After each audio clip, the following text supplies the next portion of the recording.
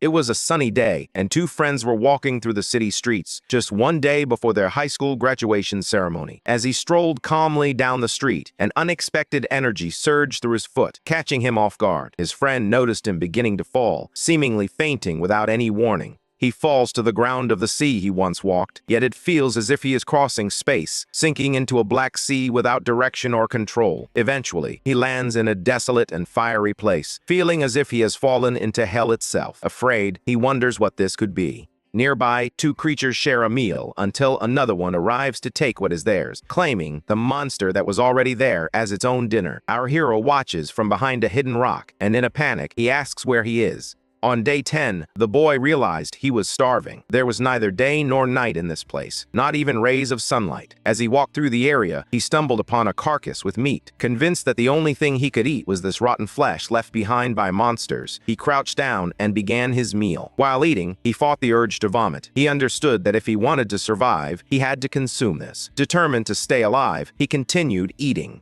To survive, he knows he must adapt. Suddenly, while he is eating, a huge creature appears behind him. It strikes with a powerful attack, and our hero barely escapes by crawling away. He picks up a stone from the ground and hurls it at the creature, cursing that damned monster. The stone hits the creature's face, and he thinks about survival as he grabs a handful of stones and starts throwing them at the beast, which begins to retreat. In that moment, he realizes he will need to fight, tears streaming down his face as he longs for his mother. During day 39, something struck a monster square in the face. Our hero attacked the creature without mercy, wielding a weapon marked by battle scars. Cursing the monster, he felt a surge of fury, convinced he would kill them all and that he needed to abandon his humanity. Sometime later, on day 51, he found shelter made from the bones of a massive creature. He now eats roasted meat, believing he must do this to survive. To him, this disgusting meat feels like a luxury as he consumes it, while a terminal appears, announcing that he has reached level 3, leaving the boy somewhat confused. As he eats, he wonders if he has finally gone mad. Looking closely at the meat, he thinks, or maybe not. With his deco, he clicks on the confirmation.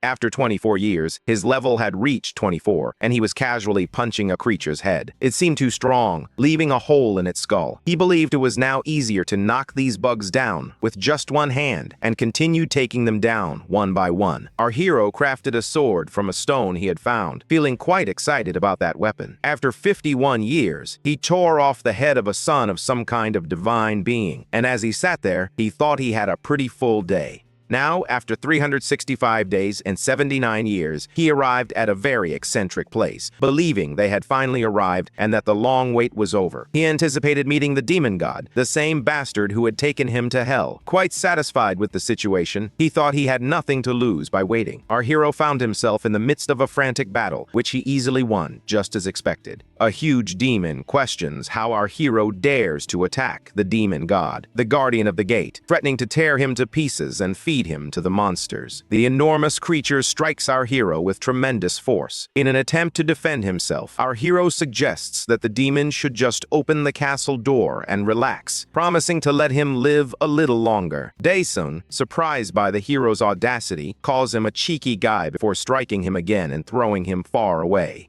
He struggles to rise from the ground as the demon god taunts him, declaring that he is the one who will die. Undeterred, our hero charges at the monster just as it readies to attack. Without hesitation, Dae-sung strikes, landing a precise blow on the creature. Using its belly for support, he pushes away to gain distance. Our hero regains his composure a short distance from the gate guardian. A flame appears beside him, declaring that this guy is relentless and would rather just kill him once and for all. Missing one of its hands, the demon screams, challenging our hero for daring to defy the demon god. The demon god questions whether he does not fear his grace, and if he truly wishes to bring humiliation upon him. However, in the next moment, that enormous creature has a gaping hole in its chest, created by our hero's sword. Dae-sung simply observes the monster with a serious expression. Still holding his pose after throwing the sword, he thinks the creature was too noisy. Defeated, the monster exclaims that this is ridiculous, then collapses to the ground moments later. The skull asks what Dae-sung will do now, noting that even with the gate guardian dead, the demon god will not allow him to escape. Dae-sung replies that he knows this and questions whether the skull is certain it wants to kill the demon god, the ruler of hell, to become the absolute ruler. However, Dae-sung makes it clear that he is not interested in that. The skull then asks why Daesung is fighting the demon god. Daesung explains that it's been 80 years since he arrived in hell, where he has fought many monsters and struggled to survive. His companion agrees, noting that they were indeed great guys. He adds that each of them has their own stories and reasons for ending up in hell, which leads him to a question. Why does the demon king want Daesung there? Determined to find out, Daesung decides he will ask the demon god directly. The skull, however, questions his approach, asking if he's an idiot and why he doesn't just ask politely. He tells him not to do that, insisting he should go and beg now, bowing and acknowledging that a price must be paid for taking him to this hell and making him suffer. He finally arrives in front of a massive castle, gripping his energy-filled sword. With determination, he charges at it, shouting, "Let's go!" In the next moment, he finds himself waking up in an all-white space, confused and unable to comprehend what is happening. Daesung opens his eyes, gasping for breath. Struggling to focus, he soon realizes he is in a hospital. He reflects that it has been a long time since he dreamed of Earth, about 30 years, more or less. In terrible condition, he wonders why he is in a hospital. He realizes he cannot move his body and questions whether this might be a lucid dream, but unfortunately, he must be in a vegetative state. Nearby, a tray filled with drinks suddenly falls to the floor, and a woman appears shocked by what she sees.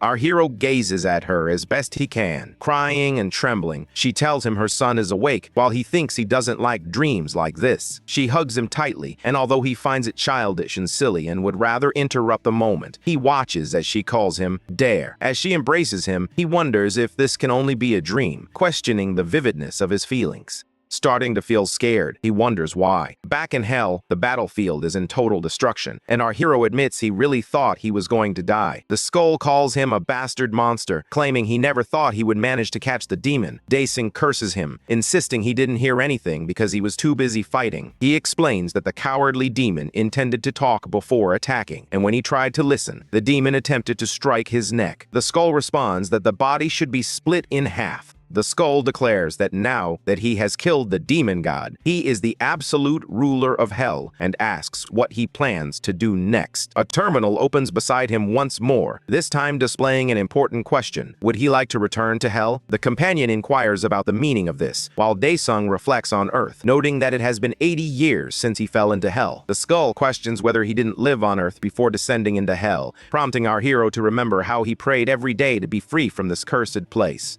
There's no reason to worry about this crazy place if he can just escape. Having made his decision, he presses the button to confirm. A light appears before our hero, sparking his curiosity as he watches it. Meanwhile, back in the normal world, a doctor with a flashlight asks if Daesung can cure him, while Daesung wonders if this is real. The doctor explains that he has been in a vegetative state for a long time, making it difficult for him to move normally, but assures that he will improve with rehabilitation. With a trembling voice and tears in her eyes, the woman expresses her heartfelt gratitude to the doctor, who responds that the credit goes to the mother's sincerity. Suddenly, something occurs, and our hero lets out a scream. The doctor attempts to intervene, urging him to calm down while questioning which of the dreams is the true one. If the dream was that moment when he found the message, or if it is now. Those young people ask his mother if he has turned into a monster and say they must report it. The doctor calls his name in a fit of fury. He warns the man not to come near him and bites his hand hard. The doctor screams in pain. Daesung then asks if it's a curse or paralyzing poison and wonders what they did to his body. The doctor screams in pain as he looks at his hand, and suddenly our hero finds himself able to move. He collapses to the floor, screaming and questioning how he has managed to survive until now. His mother calls out his name, but he thinks it doesn't make sense. He reflects on 80 years of fighting and wonders if they truly believe he will die peacefully now, after praying endlessly while lying on the frozen ground of hell. Then he screams that he will never die, determined to let him return. Two nurses enter the room, feeling a bit scared. The man tries to help them while he screams, demanding that they let go before he kills them all, but he doesn't believe he's awake in such a horrible body. Suddenly, something catches his attention, something that clearly frightens him. He looks out the window, and outside in the sky, something very strange is happening. Being put back into bed, he thinks about what is happening. A flurry of lightning bolts erupts from the object above the city, and Daesung wonders if it's a wormhole, questioning why it exists. Han Daesung has returned to Earth. In a fit of rage, he screams and fights, demanding to know how the man thinks he will survive after what he has done to him, and how he dares to act this way. One of the nurses injects him, and at last it seems he is fading, all while ordering them to kill them all.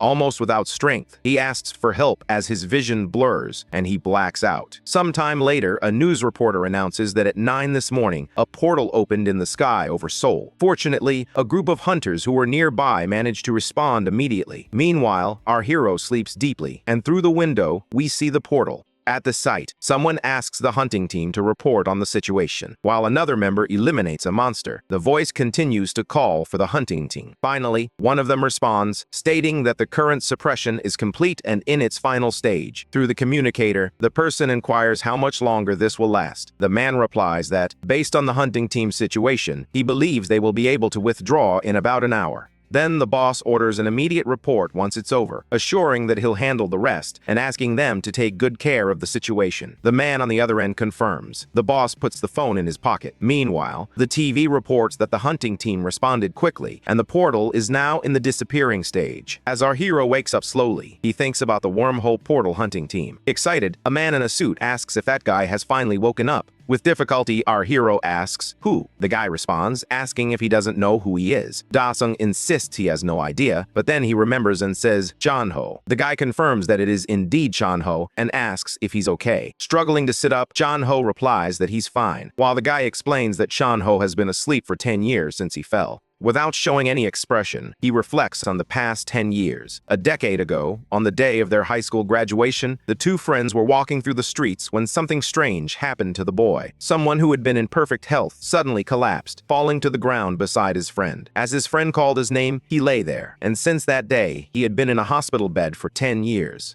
With his eyes closed, he reflects, 10 years, but I was in hell for 80. In reality, though, it was only 10 years. Da-sung expresses relief, prompting his friend to ask what he means. But our hero simply replies that it's nothing. Chan-ho adds that his mother has endured a lot during this time due to the hospital bills, which is why he has been working 2 jobs. Smiling, he encourages him to recover soon, assuring him that he's in charge now and that he doesn't need to worry about work. He'll find a job for him. Without showing any emotion, he says that's fine. Sometime later, someone is walking with a wheelchair. His mother asks if the weather isn't beautiful today. Dae-jung reflects on his time in hell, where he fought to survive but had no family and no responsibilities. Now, he struggles with a body that he can't properly move. He believes reality is as cool as hell. Suddenly, our hero's mother becomes frightened when 2 rough-looking men appear, calling for the abjoma. They demand to know why she isn't responding if she isn't planning to repay the money she borrowed, warning that if someone stays underwater too long, they'll die. Terrified, she apologizes and assures them that she'll take care of everything by next month. The man says, next month, next month. How many times have you said that before? Begging, she promises that this time will be different if he just gives her a little more time. The man curses, pulling her hand forcefully as he asks who said she could touch him. He adds that if she borrows money from someone, she doesn't have to pay it back right away. He questions whether it's because they talk gently and look nice. She pleads with him not to act that way in front of her son and insists that she truly will pay them next month, so please go away. The man mocks her, saying she's crying and embarrassing herself in front of her son. He adds that she needs to be beaten into submission, then punches her in the face. Our hero, filled with fury, calls them insects. One of the men asks what he said, and the other replies that he called them insects. Dae-sung continues, calling them bastards worse than insects. His mother, frightened, urges him to stop, but he insists he can't hold back his feelings. The man grabs him by the shirt and taunts him, saying, "That's it, keep making a mess." In tears, his mother pleads with him to hurry and apologize. She insists that he doesn't know anything and is just a patient, pleading for him to be released. The man retorts that he doesn't care about what the patient knows, as all the money went to that bastard. Dae-sung then questions what the man plans to do, labeling them bastards worse than insects. The man asks if Dae-sung's brain is functioning, claiming his sense of reality is distorted. With a wicked grin, he taunts Dae-sung, asking who the real insect is, the worm who can't keep his mouth shut. In response, Dae-sung is sent sprawling across the floor. The guy insists that it's better to crush an insect. Our hero does his best to defend himself, but after kicking him, the guy demands that he say that again. Cursing the men, Dae-sung wishes he could have his normal body back. Meanwhile, the woman, in tears, pleads with her son and urges the men to stop. Enjoying the moment, the guy tells him to say that again. Dae-sung thinks they're a bunch of brats, and that if they were in hell, these guys would be torn to pieces. Suddenly, a terminal appears in front of him, announcing that the initial mission has arrived and asking if he would like to accept it. If he refuses, he will receive no reward. Our hero is taken aback by this and contemplates the rival mission. While being beaten on the ground, he struggles to press the button.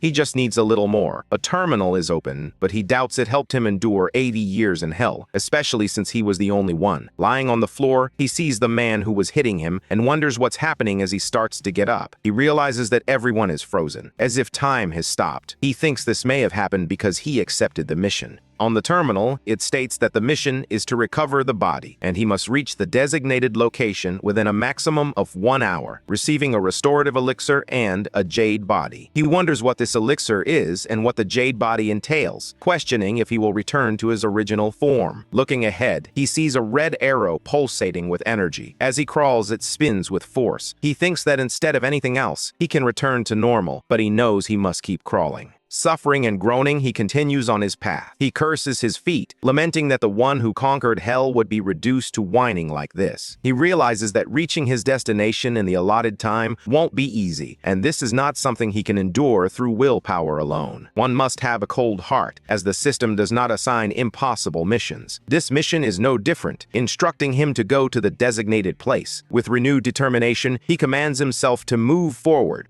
There's no telling how he will get there. He just needs to find a way. Suffering on the ground, he looks at the turtle and exclaims that it's so stupid he didn't realize it sooner. With great effort, he grabs onto the wheelchair as time ticks down to just 5 minutes. Summoning immense strength, he begins to climb onto it. Trembling and straining, he refuses to give up. He believes he must endure and throws himself into the chair with only 35 seconds remaining. Now in position, he realizes there's still time, but the clock shows just 15 seconds. In the best way he can, he advances toward his objective with only 9 seconds left. Totally focused, he continues on the route for 6 more seconds. Dae-sung gives it his all, but only 2 seconds remain. In the next moment, he crosses the red arrow, shattering it just as the timer shows 1 second left. Panting and breathless, he sees the elixir appear in front of him. The terminal indicates that the elixir will recover a small amount of the current status of the absolute ruler. Without any hesitation, he drinks the elixir. In the next moment, he feels something different. The pain has vanished, and a surge of strength fills his body. He wonders if this is the elixir's effect. Time seems to return to normal as the cowardly man searches for the boy, looking around and asking where he is.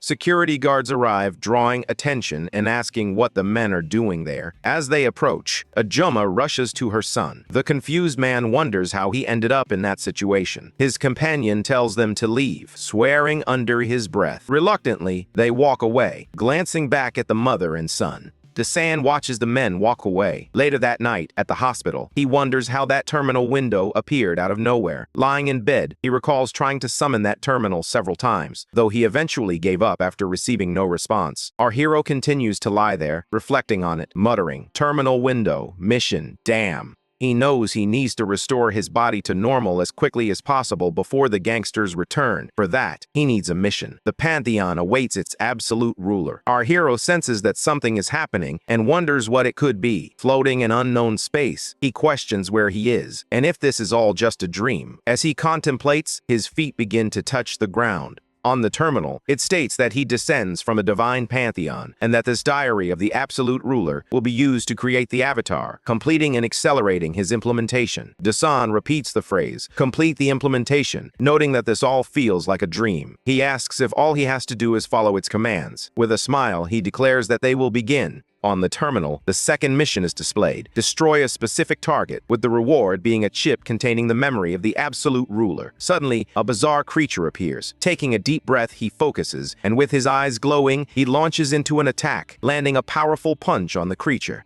Right after that, he receives the third quest, indicating that the recovery of his body is in progress. He must run 10 kilometers to complete it. Dae-sung begins running, pushing himself as hard as he can, and gradually his performance improves. After some time, he receives another mission. This time, it's number 5. He needs to complete 1,000 push-ups to receive another tonic filled with nutrients. Without hesitation, he starts the mission. As he continues, the process becomes easier. The terminal displays that the implementation rate is at 55%. Indignant, he exclaims that he has been at this for 10 days, and it remains stuck at 55%. To make matters worse, the reward is always just a nutritional tonic. He expresses his frustration, stating that he is tired of this and wants a proper mission. Suddenly, the terminal emits a different sound and presents him with Mission 10. In a scenario reminiscent of real life, he must defeat a target, and the reward is designated for the absolute ruler. Dasan asks if the target is a screaming demon. Suddenly, a flurry of lightning bolts strikes the area, culminating in a massive energy beam that descends and hits the ground. From within that portal, a demonic creature begins to emerge as the boy wonders if this is also part of it. He recalls that he almost died to this creature in hell, and feels a sense of excitement at seeing him here.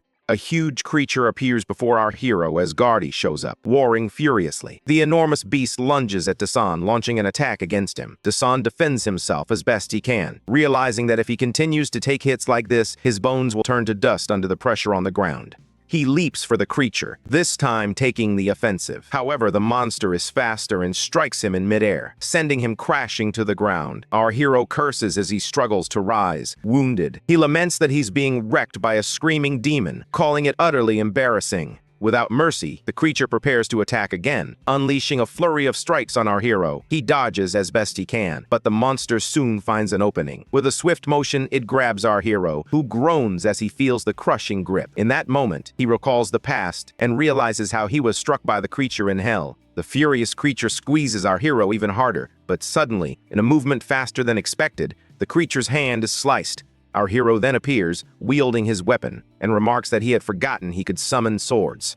The very irritated creature attacks again, and our hero retaliates, telling it to go back to hell. He unleashes a flurry of strikes against the monster, determined not to lose. Meanwhile, the terminal indicates that the mission is complete, showing that the implementation progress for the orc is at 55%. As dawn breaks in the human world, the hospital still appears deserted. Someone opens the window of the room, and light begins to shine into Ajuma's eyes. She gets up, rubbing her eyes, and asks who it is. Startled by the figure standing in the room, she inquires if it's Dasan. Our hero then steps forward, illuminated by the light, revealing that his body is in much better condition. Smiling gently, he says, "Mother." A little later at the hospital, a doctor appears to be examining our hero. He is doing some physical therapy exercises while the doctor and his mother observe. She asks if that's even possible, expressing her concern that in the last test, they mentioned it would take more than 6 months for him to be rehabilitated. She questions how he can move normally in just 15 days. The doctor responds that, for now, he has nothing to say, as the patient's medical condition is inexplicable. Ajuma then asks the doctor if there's any chance that her Dasan could be confused. She wonders if that's it, isn't it? The doctor explains that it's different from the usual symptoms, and reassures her that she doesn't need to worry about that part. Feeling more relieved, she thanks God. Irritated, our hero tells the man to stop what he's doing, and the guy awkwardly apologizes, explaining that he's just really surprised by his improbable recovery. Ajuma expresses her relief, while Dasan thinks he feels much more comfortable now. He doesn't have any issues walking or moving his limbs. However, he knows he still needs to return to his original body quickly. Arriving at the reception, he calls for his mother. Caesar thanks the nurse, and the woman, flattered, asks what she did. She replies that it's nothing compared to what a mother does over 10 years, and that she has been through a lot. The mother remarks that it truly feels like a miracle. Observing this scene, our hero reflects on how difficult it must have been for his mother to endure so much for so many years. The nurse comforts Dasan's mother as she cries. Dasan feels the weight of that moment and resolves to protect her. Later, in the hospital bathroom, he stands in front of a mirror and whispers, "Pantheon." A terminal appears with the words, "Entering the Pantheon." In the next moment, he finds himself back in that alternate place. He asks if the implementation system can be faster. The terminal responds that he can freely select the difficulty of the missions and offers him a choice between easiest, easy, and medium. He thinks that somehow he will finish all of this at once.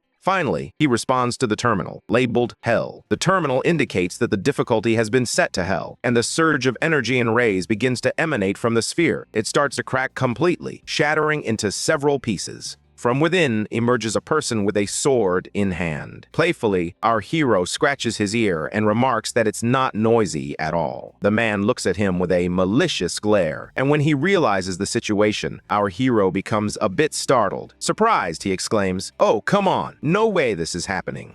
He realizes that the figure over there is himself. On the terminal, it displays the absolute ruler Hondasan, who is a doppelganger, and he must fight this target to win. Daesung finds himself in another dimension facing his opponent. The boy explains that he received something due to the absolute ruler of hell. The copy, wielding his greatsword, charges at the enemy. Our hero appears surprised by something and defends against an attack from the other. Now with red eyes, the young man strikes from above, coming downwards. The original Han makes another defense, while the copy pulls back, raising sparks that force Daesung to shield his face. He shows that he has become angry. The enemy charges again, leaving no time for him to strike back. It's another overhead attack, but the young man is already in his defensive stance. He successfully defends against the blow. However, our boy senses that something about this situation is a farce. The other seems quite excited about the fight. In the next moment, a series of strikes occur, forcing the original to scramble to defend against them all. However, one of the blows lands, leaving him wounded. Balful feels frustrated for not being able to handle the other's power and speed. Realizing that the longer the fight lasts, the more disadvantageous it becomes. The opponent appears ready to strike with his hand, and it looks like he's about to land the hit.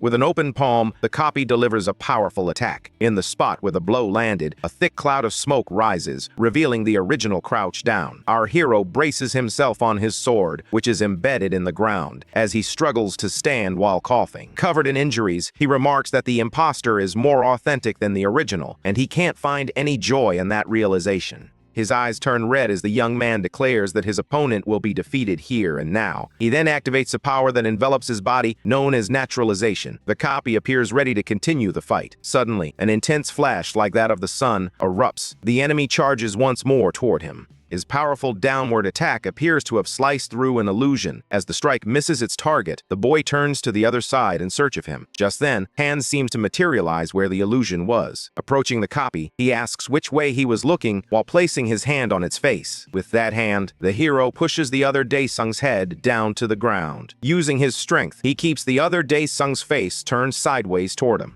Now he grabs his greatsword and prepares to deliver the final blow while his opponent raises an arm in a desperate attempt to defend himself. However, the weapon misses its target because the young man deftly dodges with a swift movement. A black blur races past the original, revealing the imposter who uses his speed to create distance and reposition himself. The boy flashes a wicked smile before activating a sinister power that manifests as black waves radiating from him. Surprised, Han realizes that his copy also has the ability to activate the naturalization power. With both hands gripping the greatsword, he charges forward. The two exchange attacks, and the battle remains at a stalemate. Irritated, Daesung tells Han to stop being such a pain, but the blows between them continue. Suddenly, something happens to our hero, and he looks upward. The blow strikes Han in the back, leaving him furious and unable to believe that his opponent has hit him. The other Daesung lifts the sword upward while still on Han's back, creating a massive wound. Han begins to sweat cold. In the next moment, he finds himself back in the hospital bathroom, looking exhausted and shaking. It feels like a significant amount of time has passed, as someone is knocking on the door. Han struggles to do anything, unable even to make a sound. A janitor, likely wanting to clean, stands on the other side and asks why the door is locked. As she reaches into one of her pockets, the woman mutters to herself that this doesn't make sense.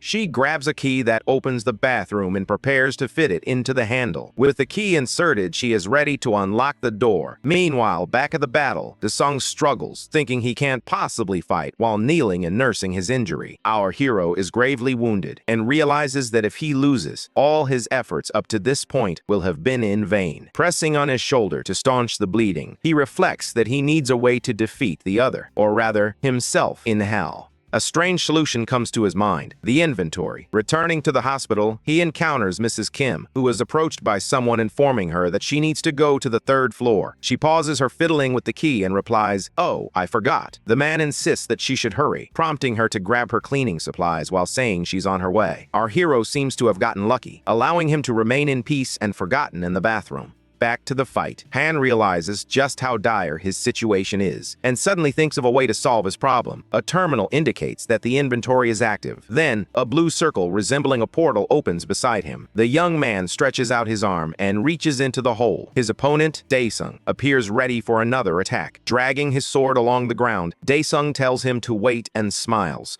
explaining that the fight isn't over yet. He believes this is an item he received as a reward for completing a mission. He stored it away, and now it's exactly what he needs. The terminal indicates it's a nutrition tonic that restores 20% of health stamina. He realizes that if each tonic provides 20%, he can return to the fight by drinking 5 of them. However, his opponent doesn't seem willing to wait and attacks him while he drinks the potions. Our hero dodges at the last second and counters with a punch to the monster's face, but the impact sends him flying back. Glancing at his wrist, he feels ready for the next move. He quickly reaches into his inventory, determined not to waste any time. Realizing he can reach 100% immediately, he grabs a handful of vials. As he drinks, his opponent attempts to kick him. He manages to dodge even while drinking that stuff, thinking this must be the third bauble now. Suddenly, the creature appears in front of him, launching an attack. This time, our hero is forced to use his weapon to defend against the onslaught. Irritated by the situation, he thinks to himself that it feels like 4 or 5. He resumes trading blows with the creature, believing he has recovered, but it still feels like too much. Suddenly, the opponent makes a different move and grabs Daesung by the neck, holding him tightly while smiling with a wicked grin. In that moment, he delivers a fatal attack against our hero. At that moment, he calls upon his inventory, and suddenly, the sword plunges into his opponent's belly. Confused, the opponent looks down and sees the sword emerging from the inventory. While our hero defends himself using his inventory, he delivers a fatal blow to his enemy. He finally falls to his knees on the ground. Daesung calls out the inventory again, expressing his relief that the move worked. He declares that the mission is finally over, and the terminal shows that his body has returned to its original state. The Jade body is at 100, fully restored, and now he can use the Hell system even in this world. Suddenly, something begins to happen around Daesung. He wonders what it is, and feels happy to have his strength back. However, he is covered in scars, which remind him of the hard work he endured in hell. Finally, he orders the system to let him out. The terminal displays that he has unread messages and asks if he would like to view them. Daesung responds to the terminal, confirming he wants to see the unread messages, and then clicks yes. It shows that Hell welcomes the new monarch and Daesung, but the absolute ruler has returned to Earth. Taking advantage of the vacuum left by the monarch, the Celestials sealed this place with the Stone of Earth. The demons captured by the Celestial Pantheon anxiously await salvation from their absolute ruler. He is surprised they are seeing this information and wonders if they are asking for help. Smiling, he tells them that he fought for 80 years to survive against those beings, and because he became the monarch,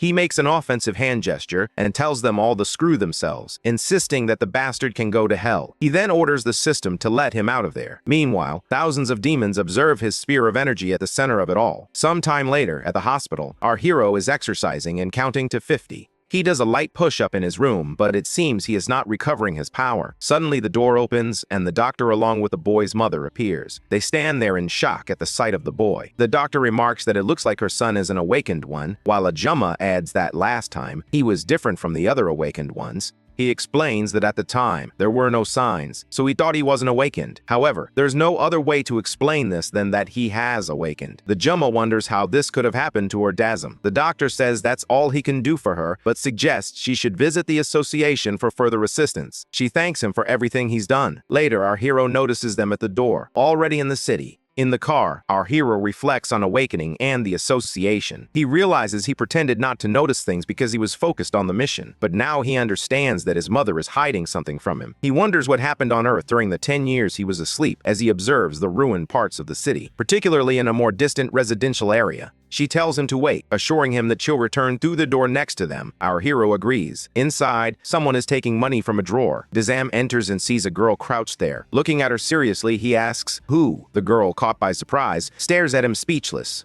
His mother suddenly appears and tells him that he needs to eat, asking what he wants to have. She then asks Yusu where she has been, mentioning that she didn't answer the phone and expressing how worried her mother was. Our hero is taken aback, reflecting on that name. He notices the empty drawer behind her. In disbelief, Ajuma asks if she has done it again. The girl hides her hands in her pockets, trying to conceal her emotions. Without glancing to the sides, he walks away. Dasam reflects on the years they spent apart, remembering her calling him Big Brother, and wonders how he could have failed to recognize his only younger sister. She remarks that he seems to be in good condition, while every day has been hell for them. As she walks past him, our hero remains there, lost in thought. Ajuma asks the girl where she's going again. Suddenly, from the front gate, someone yells for their mother to open the door. Our hero looks seriously in that direction while the mother becomes frightened. They threaten that if she doesn't open the door in 3 seconds, they'll come in anyway. While kicking the door, they shout for her to open it. Dasim quietly observes everything from inside. Meanwhile, in the tranquil residential neighborhood, two rough-looking men kick the gate of our hero's house, yelling for those bastards to open up. They shout, asking if she thought they wouldn't find her after leaving without a word. Desperate, Azuma begs her daughter to come to her. Still kicking the gate, one of the men insists he knows she's inside and orders her to open up. A guy asks if this is the house, expressing frustration that bitch thinks she can hide again. The other man wonders if they should break down the door. Suddenly, Jasu walks out of the house. Looking seriously at the men, she tells them they're making a hell of a racket. She then turns and continues walking, leaving the men confused. The older guy asks who she is, and the other man replies that she's like the daughter of the family.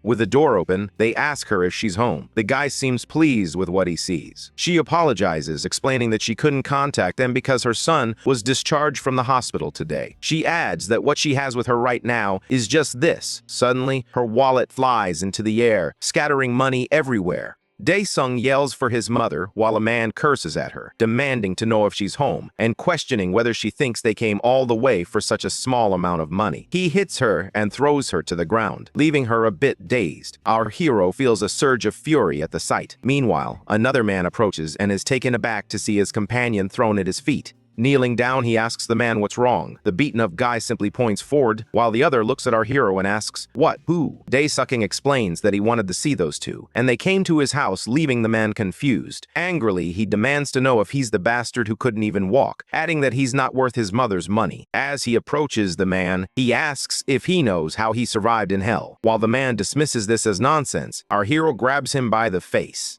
He explains that every time he receives something, he always pays it back, punching the man in the face. He declares he pays back 10 times more, hundreds of times. He continues to beat him without stopping, affirming it definitely. The guy falls to the ground and our hero says, "Come on, we still have a long road ahead." But the man is already lying on the ground, badly injured. Seeing a wooden box, the man suddenly gets an idea. He grabs a chair and calls Dae-sung a fool. Charging at him, he asks if Dae-sung has lost his mind. Without hesitation, Dae-sung punches the man through the chair, sending him crashing against the gate. In response, the man pulls a knife from his waist. Calling him an insolent youth, the man demands to know if he sees what's happening and threatens to injure him. He charges at our hero, brandishing a knife and telling him to face him. Nimbly, our hero grabs the man's wrist and asks if it was that arm, while the man insists he let go, questioning if it was the arm that just struck his mother. Our hero twists it effortlessly. The man screams in pain and drops the knife to the ground, clutching his hand as he continues to cry out. Meanwhile, the other man starts to get up. Annoyed, he asks if the boy thinks everything will be fine after this. Smiling, Dae-sung replies that in that case, there is only one way to stop them from causing more problems permanently. The lady screams, urging him to stop. She tells Dae-sung to stop, while the two men take the opportunity to flee through the neighborhood streets. They jump into their luxurious car and drive away. The larger man asks if that was the same boy who had been in the hospital, and the other replies that it looks like he grew, but it's definitely the same person. Then he questions how someone who had been unconscious for 10 years could change so much. The thinner one wonders what they should do since the boss ordered them to handle it personally. In response, he says that's not the problem. The real issue now is how he's going to handle it. Spotting a girl walking nearby, he tells him to stop the car. The lady explains that he had a collapse and they went to several hospitals because no one could determine what was wrong. She sold the house and the store to cover the expenses. She expresses her hope that he would wake up soon, but ultimately lost the entire rental deposit and also took out loans from financial institutions. She explains that it was not easy to make the payments, not just the principal, but the interest as well. Dae-sung asks if Jinsu is still a student and what happened to her. The lady responds that Jinsu dropped out 2 years ago. Last year, she got injured while working in a restaurant, explaining that she wanted to help. She adds that her sister suffered a lot working at a gas station during the day and at a convenience store at night.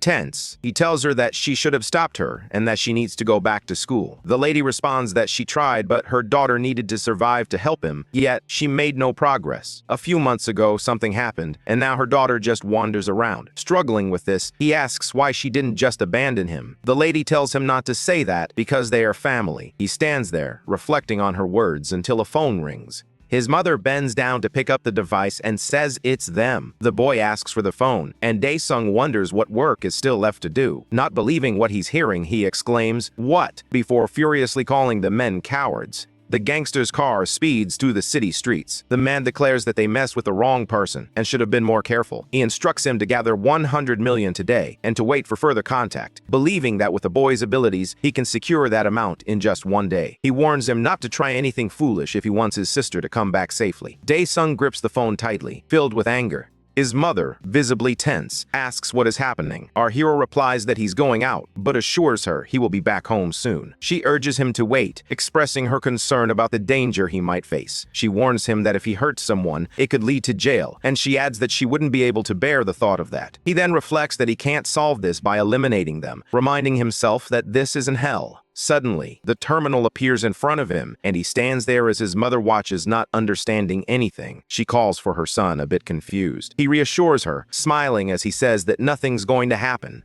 This adaptation reveals that he will receive a basic ability upon his return. Dae-sung, eager to get started, asks for the process to be quick as he clicks on the terminal. The terminal displays several abilities, including poison, stealth, hellfire, and summoning shadow specters. However, Dae-sung feels uncertain about which one to choose and realizes that none of the options truly appeal to him. Sometime later in the city, the kidnappers continue on their way. One of them wonders if the boy is even going to come there, while the other questions whether he knows where that is or what to do once he arrives, considering they have a hostage. Suddenly, energy bolts shoot out from the top of the elevator, and out of nowhere, the elevator shuts down. The big man asks if it blacked out and why the lights are blinking. Something begins to rise from the floor. He looks back, confused and startled to see someone emerging from the ground. Asking what that is, our hero appears, inquiring about what he just said. Dae-sung responds that he said he wanted money, so he's there to give him that money.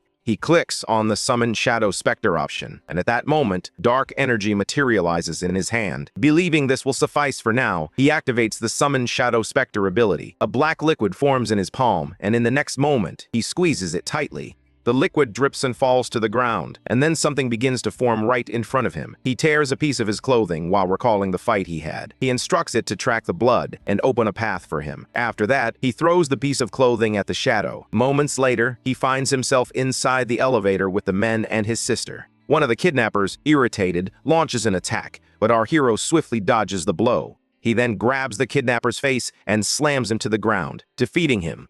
The big guy calls him a bastard and asks if he's an awakened. His sister listens in, surprised by the exchange. Dae-sung then asks the man what an awakened is. As the elevator door opens, the man tells him not to talk nonsense, calling him a bastard once more. Yelling, he orders the guys to give the guest a beating, declaring that the bastard is an awakened one and they should go all in. Suddenly, Dae-sung strikes the man from behind, throwing him to the ground, defeated. One of the guys shouts to hold that bastard, and then all the men start advancing on our hero. Dae-sung steps forward imposingly, causing all the lights in the place to flicker and shoot out sparks. The first attacker tells him to die and lands a direct hit, but suddenly our hero transforms into a liquid, reappearing further ahead among the men. With a backward kick, he counterattacks the first guy, while another shouts at him, calling him a son of a bitch and telling him to die. Dae-sung easily dodges the incoming attack and delivers a massive punch to the man's face. Moving swiftly, he advances among the men, attacking each one with precision. The lights flicker as his power interferes with them. Within seconds, all the gangsters lie defeated on the ground. Dae-sung continues walking through the chaos,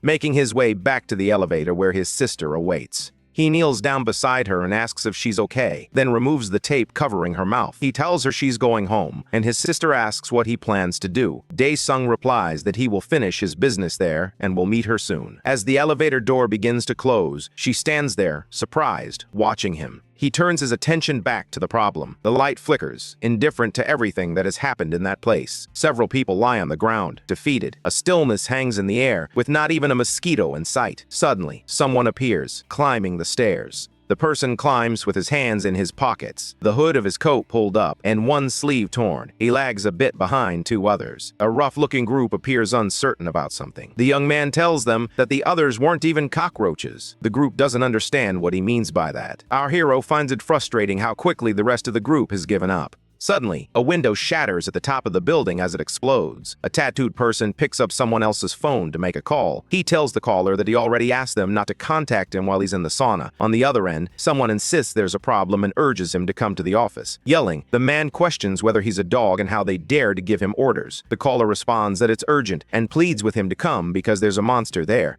The guy stands there, gripping his phone tightly and feeling very tense, until he ultimately crushes the device. After getting up, he finishes destroying the entire phone. Meanwhile, back at the building, there's a broken window, and a few guys lie properly wrecked on the ground. In a nearby room with the door slightly ajar, our hero approaches another one of the bad guys. The trembling man pleads with him not to come any closer, but his request goes unheeded. Clearly terrified of the boy, Bae-sung stares at the man coldly. Suddenly, an entire wall is smashed apart, catching our hero's attention. The huge man comes running toward him, launching some kind of attack. In an instant, he reaches Dasm and grabs his face. Then, with great force, slams him to the ground. With a grim face, he admits to making a big mess inside. He believes neither his mom nor Jinsu were surprised when he used his power. As the brute holds our hero's head to the floor, he demands to know where all his friends are. Dazam realizes they already knew these creatures existed, and he hadn't asked anything because he was focused on recovering. When he grabs the brute's arm, several shadows emerge, causing the man to notice and become frightened.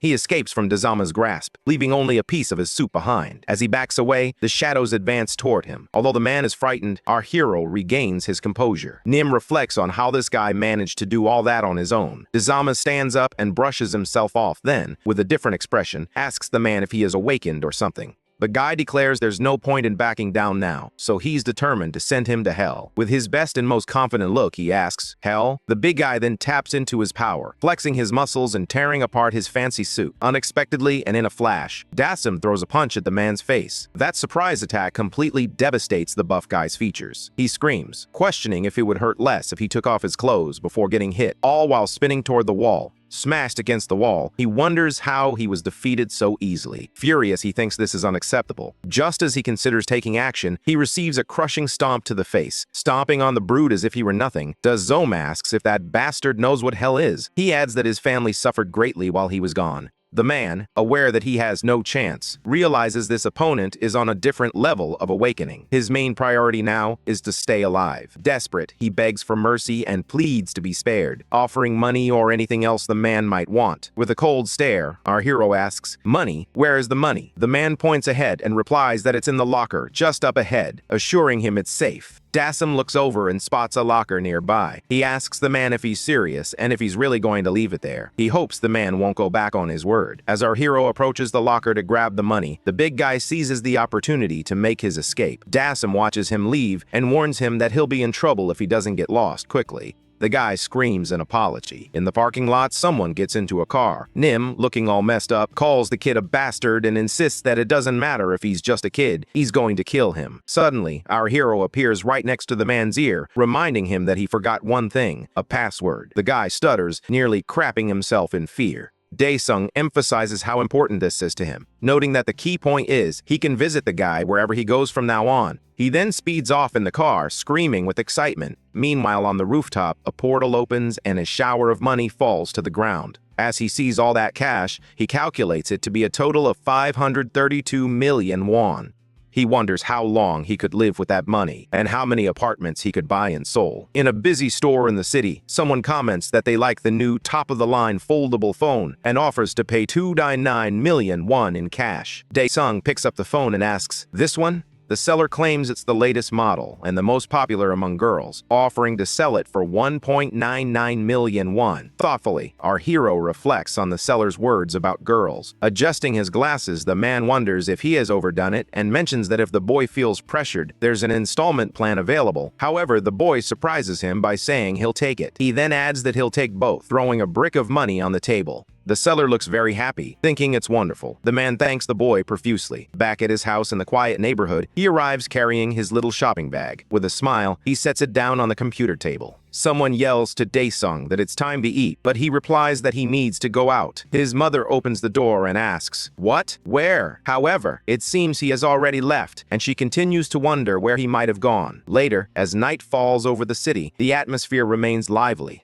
Someone arrives at a local shop, and Chanyo waves from a table, calling out to Daesung that he's over there. Our hero smiles and waves back. Surprised, the guy thinks Daesung looks like a different person than the one who was in the hospital. The friends enjoy a delightful dinner together. They toast with their drinks, exchanging cheers. After taking a sip, the guy asks Daesung if he has any plans for the future. Daesung drinks again, and the guy remarks that they are no longer immature high school kids, while it seems the drink is a bit strong for Daesung. He then asks how many apartments he could buy with 500 million won, to which Chanyeol responds by asking if he actually has that amount. However, Daesung simply chews his food without answering. His friend then adds that with that money, he could rent a small apartment on the outskirts of Seoul. He asks how much it would cost to buy an apartment in downtown Seoul. Drinking his beverage, his friend replies that it would be around 2 billion won. Smiling, he tells Daesung to cheer up, noting that the world has changed since Daesung went into a coma. However, our hero just keeps drinking more, even though he seems to struggle a bit with the drink. Chanho mentions that he heard something from his mother about himself. It seems he has awakened. Daesung responds that first, he needs to understand what awakening means. Excited, the guy admits he doesn't know since he just woke up. The night continues in that pleasant city. He explains that sometime after he fell into a coma, portals suddenly began to appear. Initially, these portals were investigated and controlled. However, one day, monsters began leaping out of the portals, causing them to fracture. The creatures started attacking humans, prompting a desperate fight back with all kinds of weapons. Unfortunately, human weapons didn't seem to have any effect. The damage continued to escalate. Daesung asks if normal weapons and cannons were ineffective. Chanho responds that he can assume regular weapons don't work, and over time, they discover that only aura weapons crafted from materials left behind by monsters are effective. The individuals who can wield aura weapons are known as the Awakened. He adds that he is one of them. Looking at his phone, Daesung claims he's an awakened one, just like him. His friend then asks if he bought a foldable phone. Our hero responds, wondering if it's not cool, explaining that the seller told him it was a top-end device. With a smile, the boy remarks that the phone looks like it was released as a freebie recently and questions whether Daesung is sure he actually paid for it. Realizing he got ripped off, our hero feels embarrassed as his friend teases him. Then he explains that even without using any aura weapon, he can enhance his body with his power, which is a trait of an awakened. He mentions that his body has improved significantly and that he heard he stomped on the gangsters who recently came to his house. Annoyed, he questions whether his friend would give him any money if he weren't an awakened. Chanho is taken aback by this statement and, irritated, asks what the kid is trying to imply. Daesung then inquires about how much he earns. Suddenly, reality begins to crack around them. The two friends look on with concern as a portal opens before them. Inside, they can see strange creatures. The people in the area become terrified, exclaiming as a massive monster emerges, cracking the ground with each step it takes. Several more creatures follow out of the same portal. Strange creatures with various skin colors march forward. An army of large, powerful beings beats their wooden weapons rhythmically, while a group of humans watches from a distance. The people in the city gaze at the monsters in terror. The creatures resemble orcs and exude a fierce, angry demeanor. They roar, urging one another to attack. Citizens scream for everyone to run and protect themselves, but two people remain behind to observe. Our hero and Chanho are the ones who stayed, and Chanho warns that a sudden fracture has occurred in the portal. Han wonders who those guys are, as they are different from the enemies encountered in hell. He slams his foot hard on the ground, causing it to crack, and then picks up a piece. Throwing the rock into the air, Daesung asks if he should give it a try, but his friend doesn't understand his intention. The young man prepares to throw a fragment, hurling it with all his strength like an Olympic discus thrower. Even though it's a small piece, the object shatters into 1,000 fragments effortlessly. Thoughtful, Han is curious about what kind of creature it is. At the spot where the stone struck, it becomes clear that it's not that their skin is hard. Rather, they utilize a protective field. The creature watches with great anger at something beside it. Desperate, Chanho exclaims that guns and cannons don't work against the enemies. One creature begins to charge, separating itself from the others. Raising its wooden weapon, it prepares to strike at the due of its friends. The man in the suit believes it's the end for them, but he raises his arm and tucks his head in, trying to shield himself. As the young man closes his eyes in defense, it seems that someone has taken a hit. Chanho realizes something has happened because he is still alive and unharmed. Shocked, he turns to the side and sees that the enemy has been defeated with just one blow from his friend and Han. Unfazed by the other's panic, Han remarks that punches work. Taking in the situation, Chanho thinks to himself how senseless bare-handed punches can be. Just then, two more opponents join the attack against the pair of friends.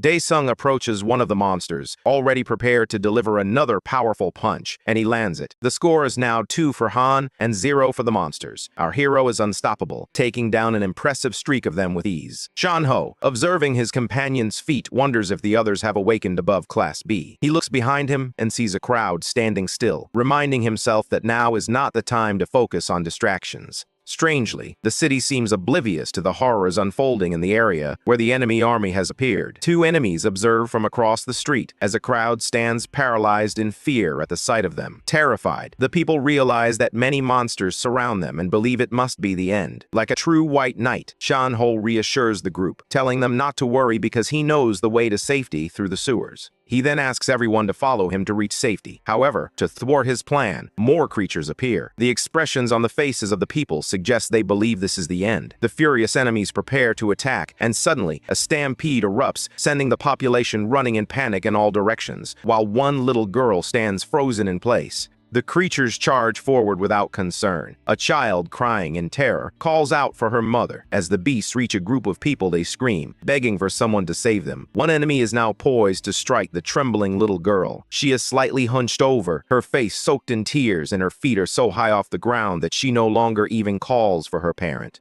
The creature brings down its hammer to strike the girl, but she is confused when it doesn't hit her, as Shanho leaps in to pull her out of the way. In the next moment, a powerful blow strikes the creature from the side, shattering its teeth. The attacker is Dazan, who defeats the beast with an incredible strike. Relieved, the man in the suit is happy to reunite with his friend, and shields the little girl so she won't see everything that just happened. The enemy collapses to the ground with a loud crash, resembling a falling tree, while the young man lands on his feet beside it. Han tells his friend that he's still in the opening and urges him to hurry and get out of the way. Shanho smiles in gratitude, thankful that the boy has saved both of them, and realizes he needs to escape quickly, even as the child continues to cry. Meanwhile, the man in the suit shouts for everyone to hurry to the sewer because there's no more time. Meanwhile, in another part of the city, cars pass by on the street. Someone is streaming live on their phone, asking if others can see what they're witnessing. The citizen is showcasing our boy as he takes down enemies on the sides of buildings. In the chat, viewers are amazed by Han's performance. One person asks if it's real, while others express their shock at him handling alone. The guy filming explains to the audience that he came down from the building after hearing they were surrounded by monsters. The boy realizes that Daesung is in a dangerous situation, and he truly is, as new enemies keep appearing. The worker yells while still recording that there's one monster after another. Han, unaware of the danger, takes a massive hit to the torso, a blow that sends him flying and crashing into the side of a parked car nearby. Seeing this happen, the young man imagines there's no way to survive that hit. Our hero sits with his back against the car and his head lowered. Once again, the chat goes wild, with everyone wondering if the boy is alive, and someone mentions they won't play a tribute song just yet. For a moment that feels eternal. Daesung still hasn't started moving, leaving everyone to wonder what will happen next. Meanwhile, the manhole cover lies beside the entrance to the sewer. Down below, a desperate woman discovers a child who seems familiar to her. The girl runs toward her, revealing that the woman is her mother, the same one the little girl had been calling for while they were on the street. Shannibal feels grateful for having helped her reach this moment. The child apologizes for wandering off, and the man in the suit feels he has accomplished his goal of reuniting them. A man then asks the young guy if he really plans to return to the surface, leaving him momentarily unsure of how to respond. Then the boy remembers his friend, who is still up there fighting all those evil creatures. Our hero lies slumped against the car as the monsters approach. One of the creatures gets closer and he doesn't react. The guy tells Mimid it looks at him with an evil glare. That guy tells Mimid looks dangerous, and in the chat they say it's the end, that the guy did his best and may he rest in peace. Grabbing its club, the creature prepares to strike, hitting our hero directly. The boy watching covers his eyes to avoid witnessing the impact. As the creature's attack devastates everything in its path, it is taken aback by what it sees. The car is completely wrecked, but our hero is nowhere to be found. Suddenly, Daesung appears behind it, striking down the other monsters. He declares that the big bro is alive, but it's really him. No way. Daesung thanks the creature, stating that, thanks to it, he managed to restore his mana to a certain point. With a smile, he says, "No pain. I will give you a painless death," and charges at it with a swift move. As he takes down some monsters along the way, the chat fills with requests to zoom in because the image isn't very clear. He mutters to himself, frustrated, wondering if they want him to go to hell. Just then, one of the viewers offers 5 million, and he's shocked, realizing it could be 5 million, or even better, 10 million, while the chat goes wild with excitement. Nervously, he thinks that it doesn't matter how good the money is. How could he possibly go over there? Facing all those monsters, our hero reflects that mana consumption is no joke. Dodging a creature's attack, he prepares to strike, landing a punch on the monster's chin. Daesung rises with his attack, lifting the opponent's head along with him. Nearby, the chat continues to offer various items in exchange for a good photo, while others simply enjoy the video. One viewer even asked for more information via email, offering to pay for it. The boy seems to be doing very well. Several notifications start popping up on his device as he insists that he's not going. One message states that in addition to the photo deal, if he can provide detailed information about the guy, he'll receive a 40 million won bonus, so he should get in touch. Happy as ever, he wonders about the 20 million elsewhere, in a tall building. Someone watches and comments that it first goes up to 20 million and then to 40 million in the future. A smiling man says the YouTubers are coming, while another mentions that his clan is heading to the scene, suggesting they might join him. With a smile, he shares that he was a scout for a long time but has never felt like this before, noting that the guy is really strong. Back at the combat scene, our hero stomps on the creature and looks around at the other monsters. Those creatures appear to be scared of him, mocking them. Daesung comments that the bugs are frightened when, suddenly, something strikes one of their heads. It turns out to be one of the larger creatures approaching from behind. It stares down our hero defiantly. Nearby, the boy thinks that's a lot of money to turn down and urges the guy to look over there. From behind the car, hidden from view, he insists that this is a once-in-a-lifetime opportunity. The monster points its finger at our hero, commanding the attack. Daesung curses, realizing that they keep coming endlessly and that his mana is nearly drained. Suddenly arriving next to the guy, Chanho asks what he's doing and why he hasn't evacuated yet, nearly giving the guy a heart attack. The support gear, including the phone and microphone, crashes to the ground. He questions whether the guy is crazy for being in that situation. In the chat, people are asking what's happening, wondering about the chicken guy, and telling him to rest in peace. Grabbing the man, he commands him to get inside the building quickly. In his desperation, he thinks, "Ah no, my money." As he looks at his gear being left behind, he curses and swears at the situation. Suddenly, the foot of a creature crushes everything in its path. The chicken guy and Shanho watch the approaching monster in fear, and it appears that the chicken guy has a breakdown. Desperate, Shanho pleads with him to snap out of it, asking what's going on. The creature, indifferent to its surroundings, prepares to attack. Fortunately for them, this monster also loses its head when something swiftly passes by and takes it away. Chanho watches in complete shock as he turns to his friend, who is perched atop a pile of monster corpses. Excited by the situation, Daesung says, "Nice try." He asks why Chanho came back, and his friend explains that he returned because he was worried. Daesung mentions he has somewhere to go for the next 20 minutes, and asks if Chanho can wait. Chanho responds that it's fine, as the clans should arrive soon. Noticing Daesung's curiosity, he adds that they can talk about anything Daesung wants to know when he returns. On the terminal, it indicates that the implementation was 100% completed. Due to the massacre, the Pantheon items can now be used in the present world and prompts him to enter. Our hero confirms on the terminal, and a portal opens in front of him, leaving his friend in shock. He wonders how the guy can open portals and what the hell happened to him. Daesung steps through the portal, arriving back in the Pantheon once again. He says he can't leave his body in this state because of those fries, and asks it to inform him about the status of his mana. The terminal displays that the mana of the Absolute Ruler is currently implemented at less than 10%. He thinks this situation is frustrating and realizes it wasn't the weapon's fault. He then asks it to quickly explain how he can increase his mana. In response, it tells him to please organize the diary of the Absolute Ruler. After that, time and place will be organized into a quest with a proportional reward upon completion. Daesung asks if this means the diary he wrote in hell, the one he kept every day to stay sane. The terminal then prompts him, asking if he would like to organize his diary. He replies yes, and suddenly, a book appears before him. On the terminal, it indicates that the organization has begun, with energies emanating from the diary. The organization process continues, and the terminal shows that recording has started. All events up to this point return to our hero. The diary suddenly catches fire, and eventually, the recording ends. Placing his hand on his head, the Sung expresses that he feels sick and asks that they could return to the part about the mana. He specifies page 16, referring to the forest of predators. On the terminal, page 16 appears, indicating year 5 and 75 days since the event is being recreated. He stands in the middle of the misty place. Meanwhile, back in the city, Chanho and the chicken guide ascend some stairs. Chanho wonders if the address he knows as Hang is the one he recorded. He then calls out to a man nearby, asking if he has any idea where the hero Hang went. Chanho asks why someone mentioned paying him for a picture of Daesung's face. The guy responds with silence, but then a loud noise interrupts them, causing them to look up. Chanho suggests there might be survivors on the roof and that they should proceed quietly. As they continue climbing, the guy's phone suddenly rings.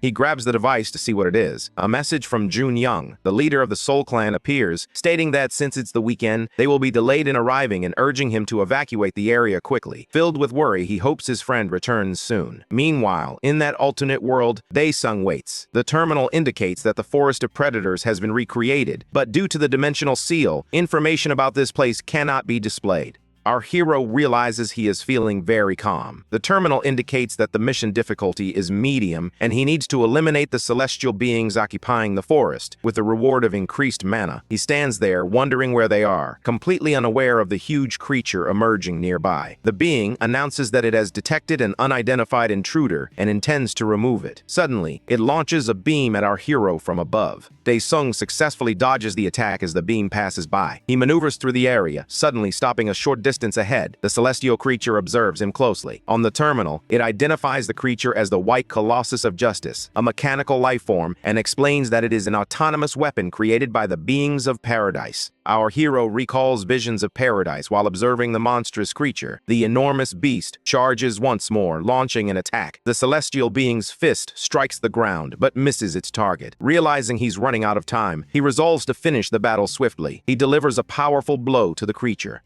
His attack completely shatters its face, sending it crashing flat onto the ground. Daesung lands right after. However, it seems the fight is not over yet. From one of the celestial weapon's hands, elongated fingers extend toward him. Daesung watches the approaching attack with annoyance and decides he will crush it completely. Gaining momentum, he charges forward. The celestial monster strikes at him with its outstretched limbs, but he continues to advance without being hit. As the attacks come at him, Daesung prepares his own strike against the weapon of heaven. This time, he strikes the monster right in the stomach. Our hero punches a hole through it, finally breaking it into several pieces. The Colossus collapses to the ground in a cloud of dust. Looking over his shoulder, he says, "Okay, next." A red sphere emerges from the remains of the creature when suddenly something catches our guy's attention. Back on Earth, Chanho and his companion reach the top of the building. They open the door and discover several dead people inside. The guy looks at the scene worriedly, while the boy behind him appears terrified. Together, they gaze at the pile of dead bodies on the rooftop. Among them, one person is in a dire state, but still alive. The boy asks if that person is still breathing, and they rush over to the man leaning against the ledge. Chanho crouches near him and asks if he's okay. With difficulty, the man responds that he could be. The guy leans in, asking what he means. The man then completes his thought by saying, "behind." Chanho is shocked by the revelation of that last word. Meanwhile, from atop the building, a huge demon watches him as he swallows hard.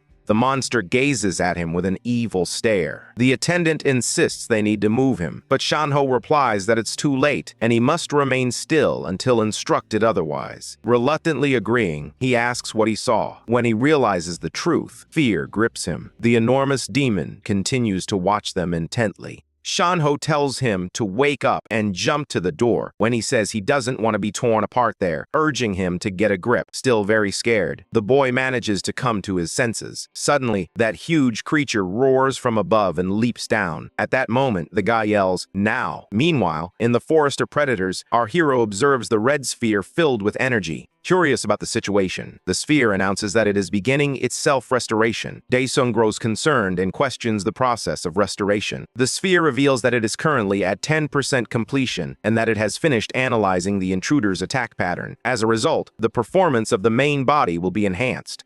Running at full speed, Daesung charges toward the monster. As he gets closer, he prepares a powerful punch and strikes the red sphere squarely. The force of his attack creates a hole in the sphere. He then leaps over it, landing directly on top. The terminal indicates that the restoration progress is at 3%. With a frustrated expression, he scoffs, calling it annoying, and resumes his relentless attack. He continues to unleash his power without pause. Meanwhile, the terminal updates, showing that the restoration has reached 40%. Daesung continues to punch the object until it starts to crack, yet the terminal still indicates that the restoration is only at 55%. As the sphere fractures further, the restoration climbs to 65%. Amidst the chaos of energy beams, multiple error messages flash on the screen. The restoration is at 30% as our hero continues to punch relentlessly. In a fit of anger, he throws a punch, shouting for that thing to go to hell. Suddenly, a beam of energy hurtles toward him, but he manages to dodge it just in time. Glancing back at the source of the attack, he sees 3 more celestial weapons approaching. They focus on our hero, while on the other side, more of them appear. Suddenly, several beams begin to crisscross through the air.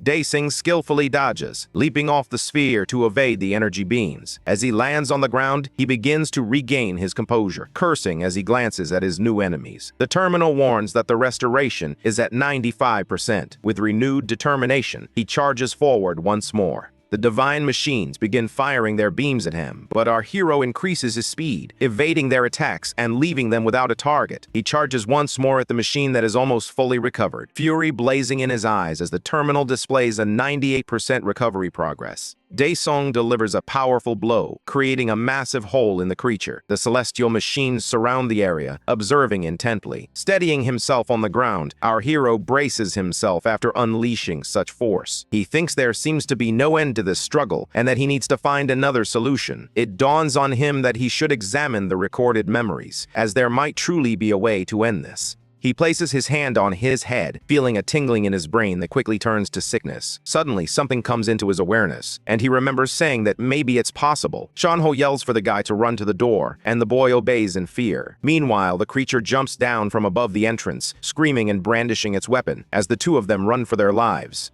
The monster's club slams into the ground, missing everyone. Confused, it looks back, searching for its easy targets. Furious, it roars and charges after the boys. Already inside the entrance, Chanmo tries to hide as the monster approaches. The creature shoves its enormous hand inside, attempting to grab them. Terrified, they try to back away as best they can while the creature's sharp claws scrape the ground. They remain quiet, attempting to hide. Panting, Shanmo says it's time to go down now. Meanwhile, somewhere else, something heavy hits the ground, and those celestial machines continue their relentless fight against our hero. The monsters continue to attack him relentlessly as he moves forward, dodging their strikes. Although those creatures persist, they can't land a hit on our hero. Daesung keeps advancing, convinced he just needs a little more. Using the trees to gain momentum, he steps on one last tree and unleashes a final burst, spinning through the air. He continues to fly through the air, focused, until he reaches a specific point, convinced that this is the place. He runs in the opposite direction of the creatures until he finally stops. Composing himself at his destination, he looks up and sees those celestial creatures approaching from a distance.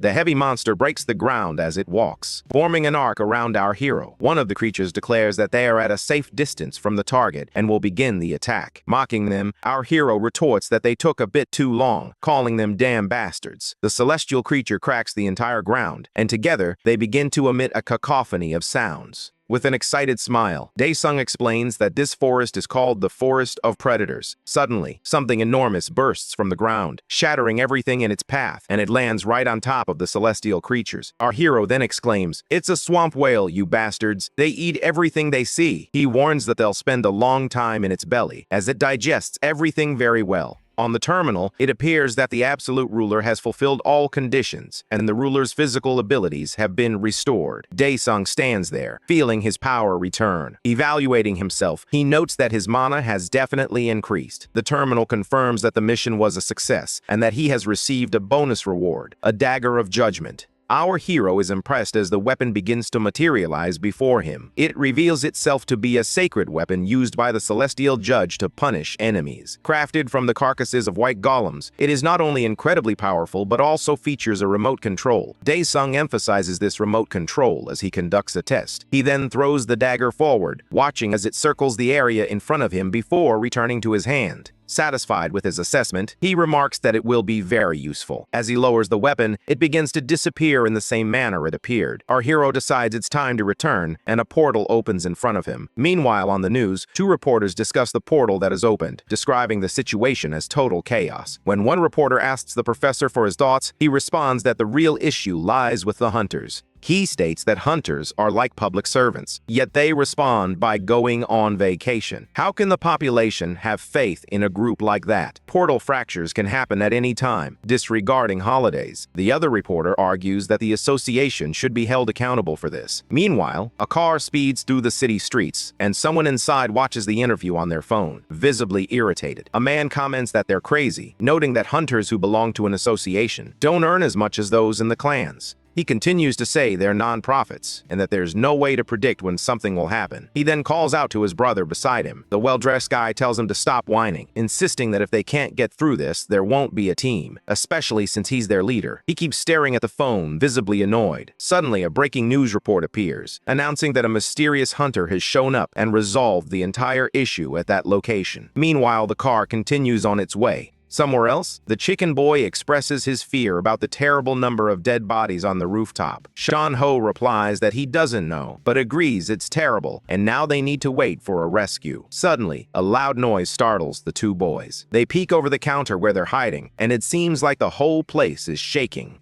Shan Ho wonders if the hunters have arrived when suddenly a massive crash fills the area with dust. They scramble to protect themselves from the chaos. Terrified, he fears it's the monsters. Later, they sit on the pier, and he complains that he's starving, warning them not to get in his way as he steps on the remnants of that creature. Relieved and happy, the boy calls out his friend's name. Smiling, our hero asks if he's late. Half in disbelief, he questions what's wrong with him. Dae-sung hugs himself, groaning, and Shan Ho asks if he's hurt. Our hero then asks if he's hurt. Our hero then asks if he's really there, to which the chicken boy replies yes. He adds that they should prepare some meat because he's very hungry. Only two boys remain, still reeling from a terrible ordeal. Terrified, they ask if he wants to eat meat there, insisting on whether he truly wants to eat in such a place. The scene is a complete mess. Glancing at the meat, Dae-sung wonders if it might be monster blood, but reassures them that he's fine and okay with it. The two boys are horrified by the sight of Dae-sung eating and appear a bit disgusted by his actions. Suddenly, someone enters the room, announcing that there are survivors nearby. The soldier then asks if everyone is okay inside. The attendant, filled with relief, happily thanks God, declaring that he is going to survive. The soldier looks a bit surprised by the scene, while the boy expresses his gratitude profusely. Observing our hero eating, the soldier stammers, speaking somewhat confused in this unexpected situation.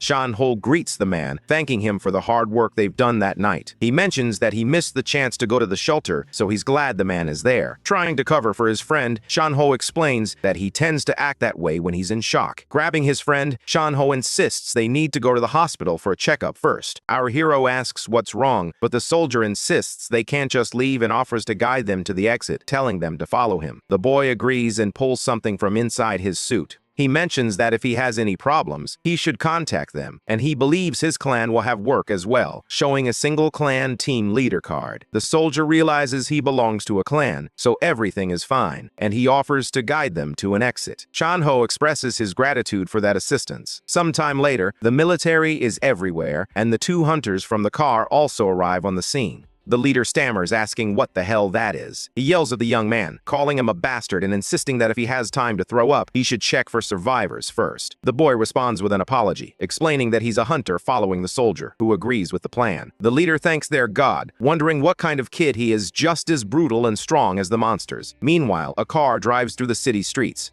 Shan Ho suggests they sleep at his place tonight, but our hero declines, saying that people at home must be worried. His friend expresses happiness that he cares about that, but adds that if they see him in this state, they'll be completely shocked. Dae-sung glances at his blood-covered condition, and then decides to contact his mom and his friend, so they can get cleaned up and eat some chicken. Sometime later, in a tall building, our hero looks surprised by something. His friend tells him to clean up and come back, mentioning that he's going to order some chicken. A little while later, the feast is served. Surprised, he asks what all that is. Shan Ho then explains that it's been 4 months since he had meat, so they should eat well today. Dae-sung asks if he mentioned making a lot of money, and he's right to think of himself as a hunter. Recalling their earlier conversation, the guy confirms that he is correct. He adds that in today's world, hunters aren't much better than scammers, which is what people say. Then, he questions why Dae-sung is considering becoming a hunter. Our hero responds with a noise, his mouth full. Shan Ho comments that this is a well-thought-out decision, explaining that if Dae-sung approaches an association and makes that choice, he'll likely rank above B. He, too,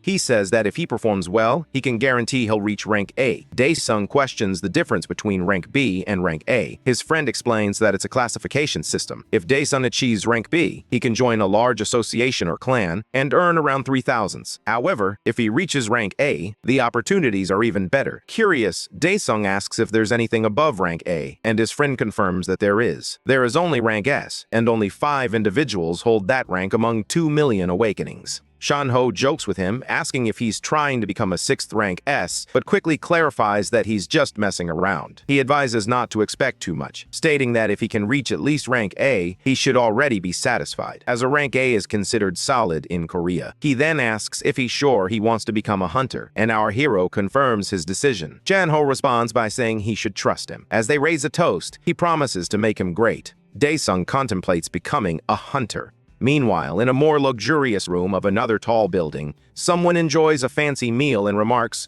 "So, a crazy debtor."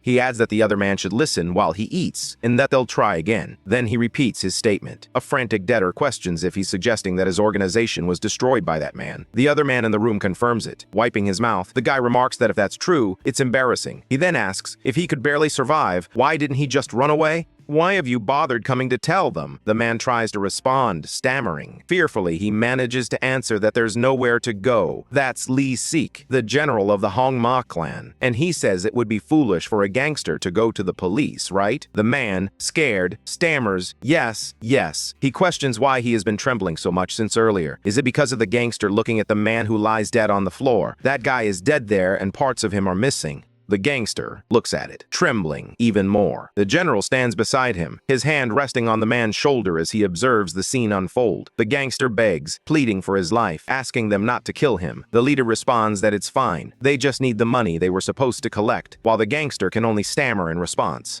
The general insists that it doesn't matter how much was stolen from the office, claiming he still has hidden funds. The man, however, protests that he doesn't know the details because he was in the back during the incident. Tension fills the air as he insists that this is the truth and pleads for the general to believe him. The general watches him intently and, with a smile, replies that he does believe him. The gangster, stammering and sweating profusely, expresses his gratitude. The general then says he is grateful too, and suddenly, with a burst of energy, he smashes the man's head. The man looks coldly at the gangster as liquid gushes from the eliminated man. Covered in blood, the general steps away and then turns his attention to the document on his desk. Picking it up, he asks someone to take care of that guy. The image on the documents features our hero, who emphasizes the importance of taking care of him properly. A person in the corner of the room responds affirmatively. Sometime later, at the Korean Hunter Association, marked by the initials KHA, our hero arrives. Shanho says he should first go to the hall and inform the staff that he's there for an awakening test, and then they'll guide him from there. Dae-sung agrees, reminding him not to forget to use proper titles. If he speaks informally to anyone, he might come across as a crazy person. Shanho nods and assures his friend he understands, while Dae-sung adds not to cheat. He wraps up by saying he's going back to work and tells Shanho to message him when the results come out. Looking at his proud friend, he admits he's nervous. Meanwhile, our hero strides confidently toward the building. He notices some staff members smoking and drinking outside. He sees others nearby, thinking they look like people who have come to be tested. As he walks by, he passes a man who appears upset, muttering that this is embarrassing. He thinks that, as Shanho mentioned, this will bring in money, but it's quite a hassle. Once inside the building, he arrives at laboratory number 3, where several people appear to be waiting. Checking his number, he sees it's number 9. Considering how popular hunters are, he figures being 9th in line means it shouldn't take long. Suddenly, his phone rings. It's a message from his mother asking if he's still with Chano and when he'll come home, mentioning that she needs to rest because her back hurts. As he looks at the phone, he decides it's better not to tell her the truth. Instead, he replies that he's still at his friend's house and that he's going to take a shower before heading home slowly. His worried mother asks if he has eaten and tells him to come home for lunch because his sister went out to buy food. Happy to hear this, he thinks he'll return as soon as possible. Suddenly, a door opens and a woman in heels appears. She calls for the next person, number 9 please. Inside, an old man declares that he is the lunatic and questions who is calling him a lunatic, insisting that he is definitely an awakened one. The staff member apologizes, but since the meter read a negative value, the old man yells in disbelief, asking how many times he has said that the meter is trash, and if that's how the association operates nowadays. People in the reception complain that their ears hurt and insist he should leave. Doesn't he realize there are more people waiting? The man continues to argue, claiming that all his hair fell out overnight, and asking if they're saying that's not a side effect of awakening. He is convinced he is awakened. At the door, people struggle to hold back their laughter, while the song wonders why this has to happen just as it's his turn to join them for soup. The frustrated man declares that if things continue like this, he won't leave and will file a direct complaint with the branch manager. Suddenly, someone grabs him by the head and calls out, "Hey, you!" After releasing his grip, the person asks for dares. Dasong intimidatingly asks if the man can't see there are people waiting behind him. The man soils himself in fear and, stammering, tries to explain that the meter is broken and that he's sure he has awakened. Dasong questions whether he is certain the meter is broken, and a man in a suit offers to check, since he is an awakened one. He approaches the machine and places his hand over the sphere, causing a surge of energy to emerge. He remains in position as the machine begins to operate. The sphere now emits a green light. He notes that it's green, indicating a rank C, and assures the man that the machine is functioning properly. "Tense," the old man stammers, insisting, "This is." The woman informs him that there are others waiting and urges him to leave now. As he walks out, the man continues to yell from the door, claiming he's sure the meter is wrong. The receptionist apologizes for any unfortunate incident that may have occurred and tells him he can enter now. Already weary of the situation, Dasong simply replies, "Yes." The woman asks her senior if that person will have a high score. Jokingly, he tells her to stop worrying and get back to work. However, she thinks that given the pressure from earlier, if he's an awakened one, he'll be at least rank B or higher. Meanwhile, in the morning, a cache appears at the Hunter Association. In the branch manager's office, a deep silence envelops the space outside, but inside, something is unfolding. The manager inquires about the situation, and someone urgently tells him to go to exam room 3 on the 6th floor immediately. Taken aback, the manager asks for clarification, but the other person cryptically replies that it would be better for him to see it for himself. A few minutes later, the supervisor descends in the elevator, moving down through the floors. He tries to piece everything together before reaching the room. If there's a problem in the exam room, could that S-level specimen have shown up? He attempts to calm himself, pushing the thought out of his head, reminding himself that if it's a big deal, they will fight to prevent the specimen from being taken by others. His daydreams are abruptly interrupted when the elevator stops and announces that the supervisor has reached his destination. On that floor, a group of people is gathered, observing something unusual. One of them remarks that it's the first time they've encountered such a thing, while another asks what day it is. The manager arrives in the hallway and finds it odd that everyone is simply standing there. He begins to make his way through the crowd, politely asking to be excused. As he gets closer, the manager is taken aback by what he sees. On top of a stand, a glass object lies broken and emitting smoke. Upon closer inspection of the surroundings, 2 other glass objects are also shattered. The man in the suit observes the scene and exclaims, "What the hell?" A visibly nervous employee approaches, adjusting his tie as the manager inquires about what happened. The 2 men turn their attention to our hero, and the young employee begins his explanation. The young man points to a person nearby who places his hand on the crystal ball, while Dasung remains silent. He notes that initially, the color of the crystal shows some variation, giving us a brief glimpse of the object's reaction moments before. Han asks if that is normal, as the ball displays mist and shifting colors. An employee responds that yes, that can happen sometimes, but something strange is going on. Suddenly, the crystal begins to crack. The young man grows worried, not understanding what is happening, just like our boy, who is equally confused. In the next moment, an explosion occurs, sending a cloud of smoke billowing through the closed door, frightening those outside the room. They quickly open the door to let the smoke escape. A researcher covers her face while coughing repeatedly, and Han stands in front of the shattered crystal, alongside another that has also been broken. An employee sitting on the floor struggles to process what just happened, while the hero quietly observes the fragments of the crystals. The young man calls out to Han, asking if he's okay. Han remains silent, beads of sweat forming on his forehead. The manager questions whether the meter is malfunctioning.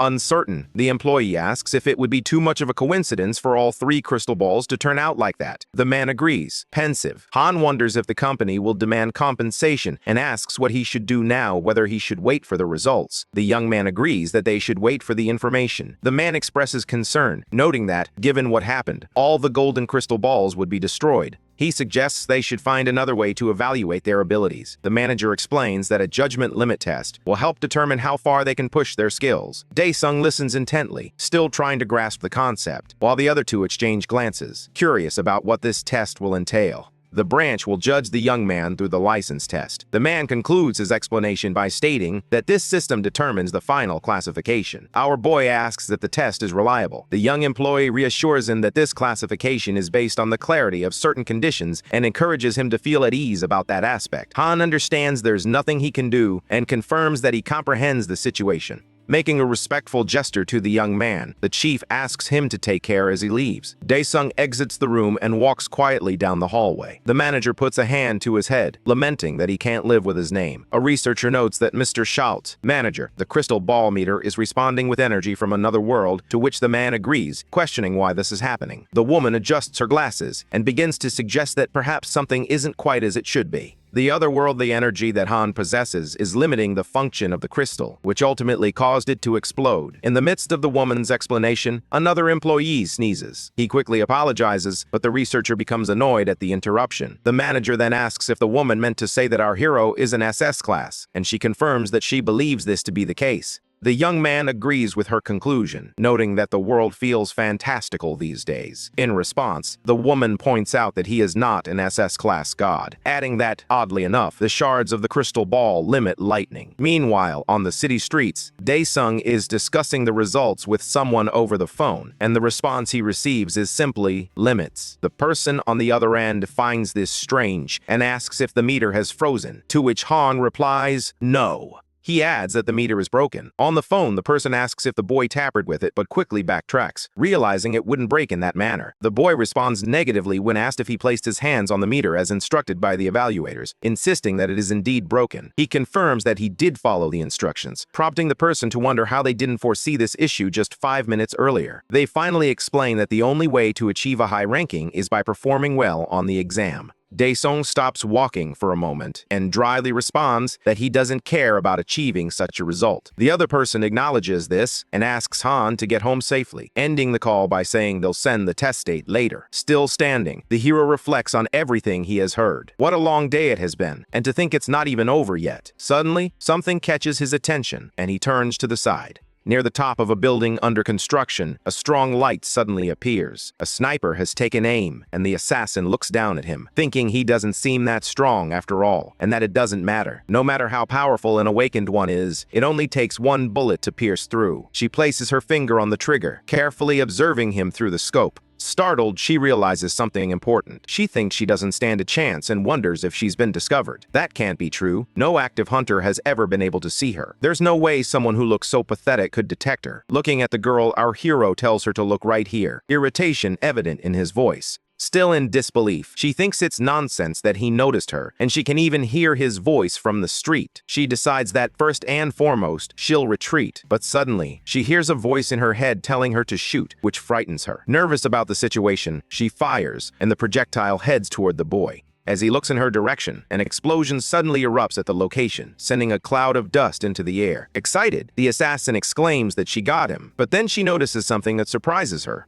Dae-sung finds herself in a spot surrounded by a hole. She thinks it can't be, that it's nonsense. This isn't a regular bullet, it's an aura bullet. Below her, our hero continues to stare at the girl. Frightened, she wonders what he is and realizes there's no time to waste. She needs to escape. Dropping everything, she starts to run away. But suddenly, something comes flying toward her, hitting her legs squarely. She screams in pain from the blow and collapses to the ground, unable to continue. In an instant, our hero is there, looking down at her. Terrified, the assassin meets his gaze. He apologizes, explaining that her bullet hit him right there, but it didn't manage to kill him. The weapon lodged in place, and the girl began to disappear as she drew another hidden weapon. Quickly getting to her feet, she already had the gun in hand. She asked if he really said he was okay after being hit by her aura bullet. Tense, she then questioned where he had come from. Dae-sung replies that he came from hell, leaving her confused as she asks what he means. He introduces himself, saying his name is Han Dazam, and that he truly came from hell. The assassin, furious, screams that this is nonsense, calling him a monster as she fires her weapon. She lands several hits on him, shouting repeatedly for him to die. From the top of the building, her voice echoes as she yells for him to drop dead. She keeps shooting until she runs out of ammo. The area where our hero stood is now shrouded in smoke from the gunfire. Tense and uncertain, she wonders if he has died. Suddenly, out of nowhere, he appears behind her asking, "Bye for Matt?" Just when she thought he had been defeated, a swarm of shadows emerges at the scene. Terrified, the assassin asks what that creature is. In a swift movement, our hero grabs her and slams her hard against the wall, holding her there so she can feel his strength. Suddenly, several shadowy hands appear behind her, and the shadow creature, filled with hands and eyes, emerges, terrifying her as it utters disjointed phrases like, "Let's play," "hate," "disgust," and "what is this?" Desperate, she asks what that thing is. It grabs the woman, and she begins to go into shock. He asks if she's going to faint without saying a word. Noticing a few items on the ground, he bends down to examine them and says he doesn't want to kill her. He looks inside the guitar case and finds more items. Among them are documents and photos of himself, his sister, and his mother. He then drops the bullets on the ground and tosses one at the girl's head. As she slowly begins to regain consciousness, she screams in despair as she comes to terms with reality once again. Dae-sung tells her to answer the question, warning that he will kill her if she makes any noise or says something nonsensical. The boy gazes at the photos of his family before finally asking who ordered her to carry out this task. The assassin realizes she can't reveal anything about the Habma clan and suspects that the gangster has been declared missing, so he wouldn't know the details. She then turns to Dae-sung and asks who that is. She says they are the muscle of the private loan organization he recently destroyed and that he stole the vault from that bastard. The boy asks if it contained the 500 million and she believes she did it. She insists that as soon as she gets out of there, she will tell him where he is. At that moment, Dae-sung throws a bullet at her with such force that it pierces her shoulder, creating a huge hole. She screams in pain, cursing and demanding to know why. Struggling to speak, she insists that she already told him. Dae-sung responds that it's not normal for an assassin to divulge sensitive information so easily, warning her that if she made a mistake, he will kill her. Frightened, she realizes that things are moving too quickly and wonders what she should do now. Finally, our hero says, "Okay, now for the last time, who ordered you to this?" The assassin believes the job has failed, and even if she survives, she recalls the man who blew up his subordinate's head. She concludes that she'll be killed by the psychopath from the Habma clan, so it doesn't matter where she goes, she's destined to die. Accepting her fate, she asks if he really thinks she'll say anything different, no matter how many times he asks. Curious, our hero wonders if she's activated a self-destruction mechanism. The assassin screams, telling the bizarre monster to go to hell, but suddenly, a hole is blown through her body, simultaneously destroying her hand. Frightened and surprised, she starts coughing, severely wounded. Dae-sung tells her to stay away from him, insisting that he's already sick of hell. The woman falls to the ground, badly hurt from the attack, as Dae-sung approaches her. He reflects that, in the end, he couldn't uncover who was behind it all, and now it's time to dispose of the body. He says he didn't want to use this item because it makes him feel bad. Reading from his journal, he identifies the keyword, the memory of death. He flips through several pages until he completes that search, commenting that this should take care of everything. Then he calls upon the Pantheon, and a portal appears in front of him. Even though he heard that most of this area is closed due to the portal fracture, he thinks it might be better to handle this with something. From the outside, it appears to be just an ordinary building under construction. However, inside, our hero has left what remains of the assassin, covered with a tarp, beneath which her hand is still visible. Crossing the portal, Dae-sung returns to the Pantheon. At the terminal, a message indicates that the demons of Pandemonium are celebrating the second return of the Absolute Ruler. It then prompts him to select a date and location for recreation. Dae-sung reveals that it's page 134 where the Prison of Souls is documented. The Prison of Souls serves as the primary weapon of the Ghost King, one of the 15 rulers allied with the demon god. At that time, our hero had defeated that creature. This artifact, imbued with his own blood, has the power to summon from death. When he first arrived at the Prison of Souls, he believed he could finally fight comfortably, but his summon turned out to be weak, preventing him from using it effectively. On the terminal, it displays page 134, year 37, and 98 days. Asking if he would like to recreate this in the Pantheon. It notes that, unlike in Hell on Earth, he can use this to dispose of bodies. He then gives the order to recreate it, and Dae-sung confirms this on the terminal. The recording location is identified as the River of Death, and the recreation begins. Everything around him starts to transform, and in an instant, he finds himself in a desolate place, the River of Death, where a multitude of souls circulate through the area. He believes that on the other side of the river lies the territory of the Ghost King. In the past, there was a boat that could be used to cross, but now there is nothing. No boat, not even wooden planks. Moreover, swimming across is not an option. Just dipping into the water would result in disintegration by death. The terminal indicates that the mission's goal is to defeat the celestial beings occupying the river, with a reward of 50% implementation of the Prison of Souls. Suddenly, someone announces that they have detected an unidentified intruder and are awaiting removal approval. Daesung watches and asks what those things are. Looking closely, he sees that they appear to be several white insects. The terminal indicates that they are mechanical life forms, autonomous weapons created by celestial beings. Moments later, the creature announces that the removal of the intruders has been approved. The celestial monsters charge at our hero, launching projectiles in his direction. Daesung effortlessly dodges the attack, causing the projectiles to strike the tree behind him. The substance begins to corrode the area it hit, prompting our hero to wonder if defeating them might earn him a boat as a reward. Daesung summons his savage dagger and waits as the enormous insect charges toward him. Then, he launches forward with force, rushing toward the massive creature and preparing to strike. With his attack, he pierces the monster's carapace, slashing the creature from top to bottom. He cuts one of the monsters clean in half, and it collapses to the ground as he regains his stance. Suddenly, several purple projectiles fly toward him from all sides, making it clear that there won't be an easy way out.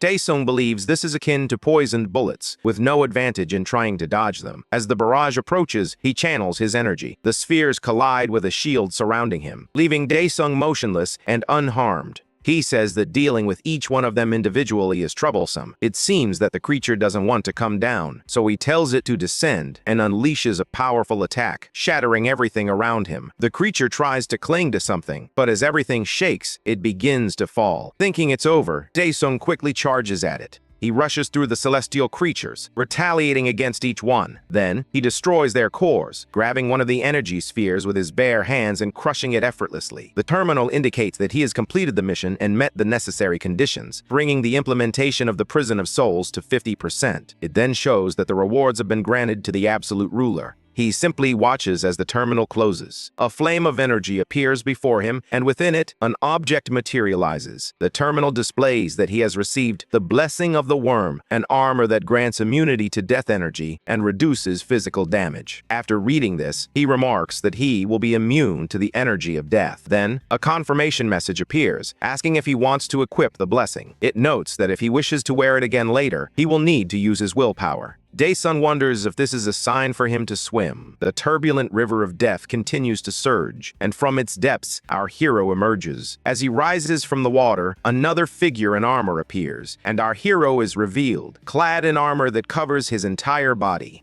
On the terminal, it states that the demon beast admires his swimming skills, while the demons of Pandemonium apologize for their lack of usefulness to the ruler. Soaked in the wine-colored water, he tells them to be quiet if they understand. Suddenly, a strong golden light appears before him, flooding the entire area. Later, in the territory of the Ghost King, our hero discovers a desolate place. Looking around, he notes that no one is there at the old castle where the Ghost King once lived, which has now vanished. The terminal displays a message from the beasts of Pandemonium, apologizing for the disappearance of the Ghost King's sacred castle. Daesung responds, telling them not to state what he already knows. He acknowledges that although the main mission was a side quest, he asks if there is a way to reach the castle through another side mission. With that, he continues on his path, remaining alert to everything around him. Suddenly, a loud noise erupts and debris flies through the air. Something enormous begins to rise from the ground, continuing its ascent without pause.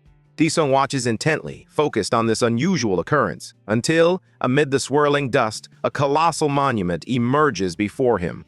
On the terminal, it states that this is the Celestial Obelisk, crafted by celestial beings with divine stones. It serves as a prison for those wandering the coasts of the 9 heavens. At the top, a celestial glow emerges, and a fiery energy bursts forth from the gate. Daesung inquires if passing through will initiate his next quest. The terminal confirms that this is the second mission, requiring him to destroy the celestial creatures created by the obelisk in order to receive 100% of the Prison of Souls, a rune and contribution points. Suddenly, a bizarre creature appears. The armored enemy stares at our hero, who looks back, wondering if this could be the general commander. The creature regards Daesung with an expression of fury, but since it belongs to the demon category, he doesn't believe it poses a threat to him. Meanwhile, a group of those creatures charges in his direction. Our hero shouts at the bastards to give up, manifesting all his power right there. The demons stop watching him, and the terminal reports that the demon beasts beg forgiveness for betraying him. The creatures roar, challenging their opponent, and then they continue advancing against the king of hell. Our hero launches an attack on the monsters, successfully landing a direct hit on 2 of them. Dae-sung observes that it appears they don't have an internal core installed and wonders if this could be related to the pillar. Meanwhile, from the base of the obelisk, the sea of creatures continues to advance. In response, our hero activates the blood naturalization skill while contemplating the pillar. On the terminal, it states that this skill transforms him into half-human, half-demon, increasing all attributes by 30%. However, energy is consumed over time, and he resolves to overcome this challenge once and for all. Dae-sung confidently charges toward the enemies, using his newfound power to move from group to group, defeating them in succession. The creatures are struck down one by one. As our hero continues his relentless assault, he delivers a powerful blow, taking out several of them at once.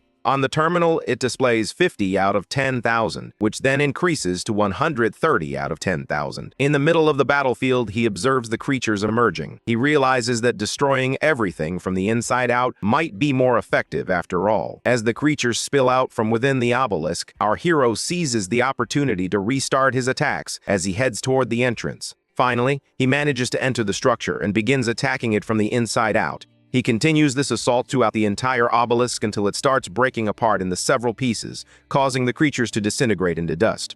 They vanish, leaving only their armors behind. Our hero continues to walk over the ashes, and in the end, only Dae-sung remains on the battlefield. The terminal indicates that he has completed the necessary requirements, bringing the implementation of the Prison of Souls to 100%, along with the other rewards. 2 glowing spheres materialize in front of him. Dae-sung asks if one item is a reward and the other an implementation, suggesting it's best to check the other items first. Then, he gives the command to collect. The spheres seem to respond, and one of them moves toward the boy's chest. On the terminal, it displays that the reward is the Soul Prison artifact, which transforms the souls of the dead into ghosts. He would gain a skill that allows him to capture the soul of a deceased target within an artifact and resurrect it, bringing the soul back as a commanded soldier. Additionally, he would have the ability to share memories, enabling him to view some memories of the designated commander, revealing that he has 0 souls out of a possible 20. Dae-sung explains that the initial purpose is to collect bodies and gather information, but there are very few available, which must be why he received another reward item.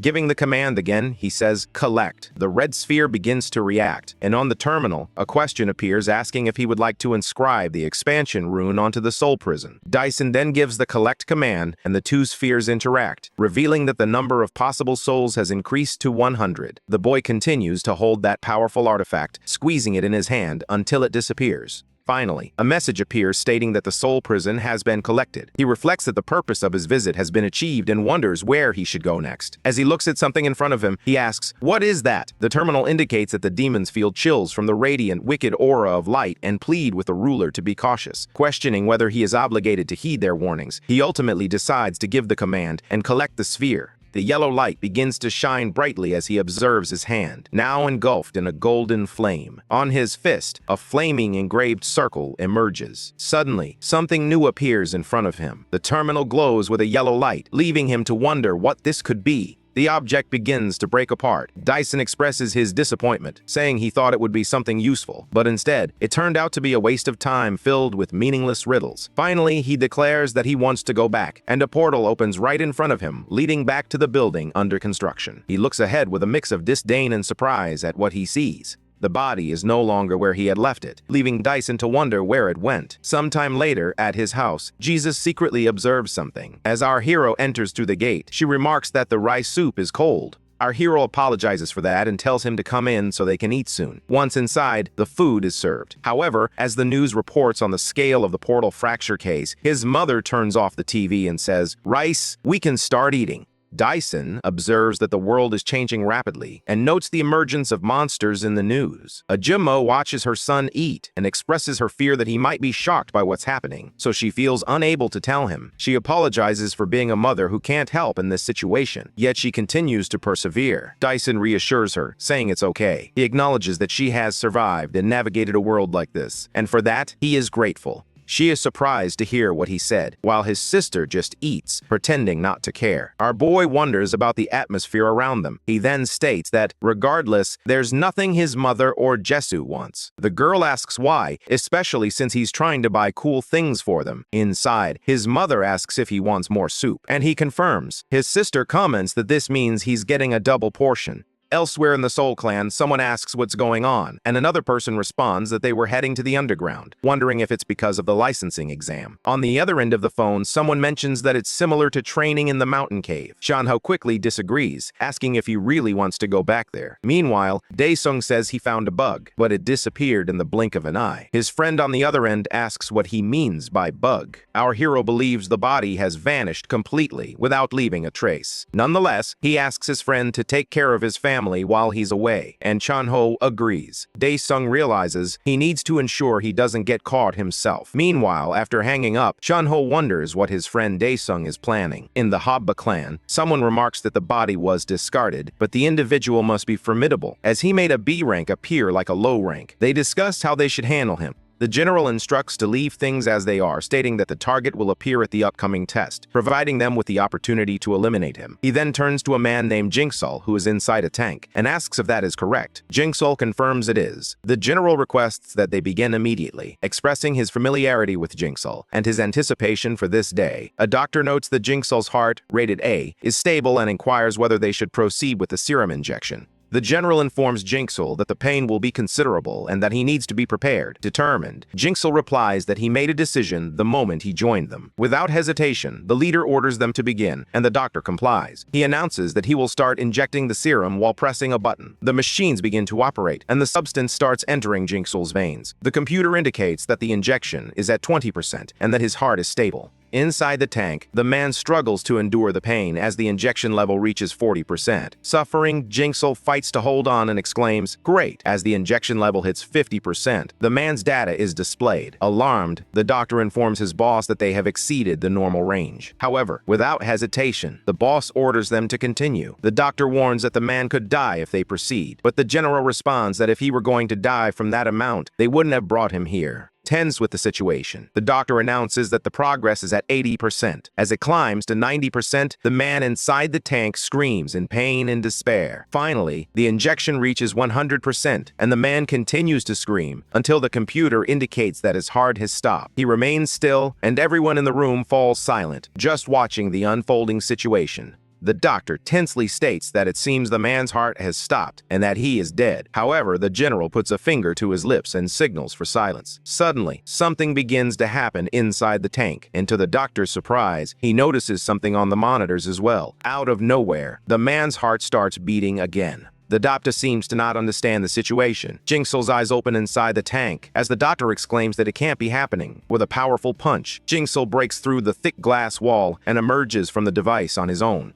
Now outside, he lets out a scream, while his boss looks quite pleased. Jingsul stands in the middle of the room, energy radiating from him. The general remarks that he almost disappointed him, but then tells him he did a good job and that he's looking ahead about 10 days into the future. Meanwhile, our hero receives a message from his friend, asking if he has only been using the association's test weapons and armor. Daesung believes that if the equipment's performance is lacking, he can endure the physical discomfort. However, before proceeding, there's something he needs to verify. He grabs a twig and starts swinging it repeatedly, striking it against his arm. He thinks to himself that he knew this would happen. Unlike weapons, protective equipment doesn't manifest in reality. Since protective gear can wear out over time, he decides to experiment with weapons instead. Daesung opens his inventory and searches for something inside. He believes that weapons can be overwritten, and the twig is identified as a weapon. The terminal prompts him, asking if he wants to load the judgment dagger with a weapon recognized by the absolute ruler, to which our hero confirms. Suddenly, something begins to happen to both the dagger and the twig he picked up. The terminal indicates that the loading is complete. It dawns on him that weapons can indeed be transformed, and he decides to make his dagger take on the appearance of the twig. Daesung wonders if he should go pick it up, so he decides to call the Pantheon. Later, in the territory of the Flamed King, our hero walks through the steaming landscape, reflecting that he never thought he would return to this place. As he traverses the fire plains, he notices several creatures approaching and observes them closely. The wolf-like monsters continue to approach. The terminal indicates that the mission has a high difficulty level, and he must destroy Orkuwal's minions to receive the Hellfire Sword as a reward. It also reveals that their race is classified as beasts, and they are the tame soldiers of the 5th Celestial Apostle, Orkuwal. Daesung remarks that he never thought he would need to use this so soon. Running the weapon through his hand, he invokes the power of the Soul Prison. At that moment, a huge armored creature appears in front of him. With a mocking look, he asks the monster if it wants some food. The creature prepares to attack, but our hero charges at it, unleashing a flurry of strikes before the monster can even counter. As the creature falls, he throws his dagger forward. One of the creatures stares at him, its furious eyes full of energy. Suddenly, something passes through the monsters, striking them in the process. One of them appears to feel the force of the attack. The dagger continues its relentless work, striking as many creatures as possible. On the terminal, it shows that 33 soldiers were absorbed. As the weapon returns to its owner, Daesung observes the battlefield. He then commands the summoning of the fallen soldiers, but his opponents charge ahead without concern. Suddenly, a shadowy hand appears, grabbing one of their faces, and one of those soldiers emerges under our hero's command. As others begin to appear, he clenches his hand and crushes the creature's head. The other monsters seem to grow even more enraged. Meanwhile, several of Daesung's soldiers arrive, and he gives the command for them to advance. His soldiers charge at the enemies, and the monsters do the same. A large-scale battle erupts at the location as Daesung lights a lighter, ignites a cigarette, and begins smoking while observing the fight. Surprised by something, he spits and wonders how Janho knows about smoking that stuff. Meanwhile, up ahead, chaos reigns as the fight continues. One of our hero's soldiers appears to have taken the worst of it. He smiles and remarks that they're fresh bugs, but still, you can't let your guard down. The enemy charges at him in fury, but something seems to be coming after it.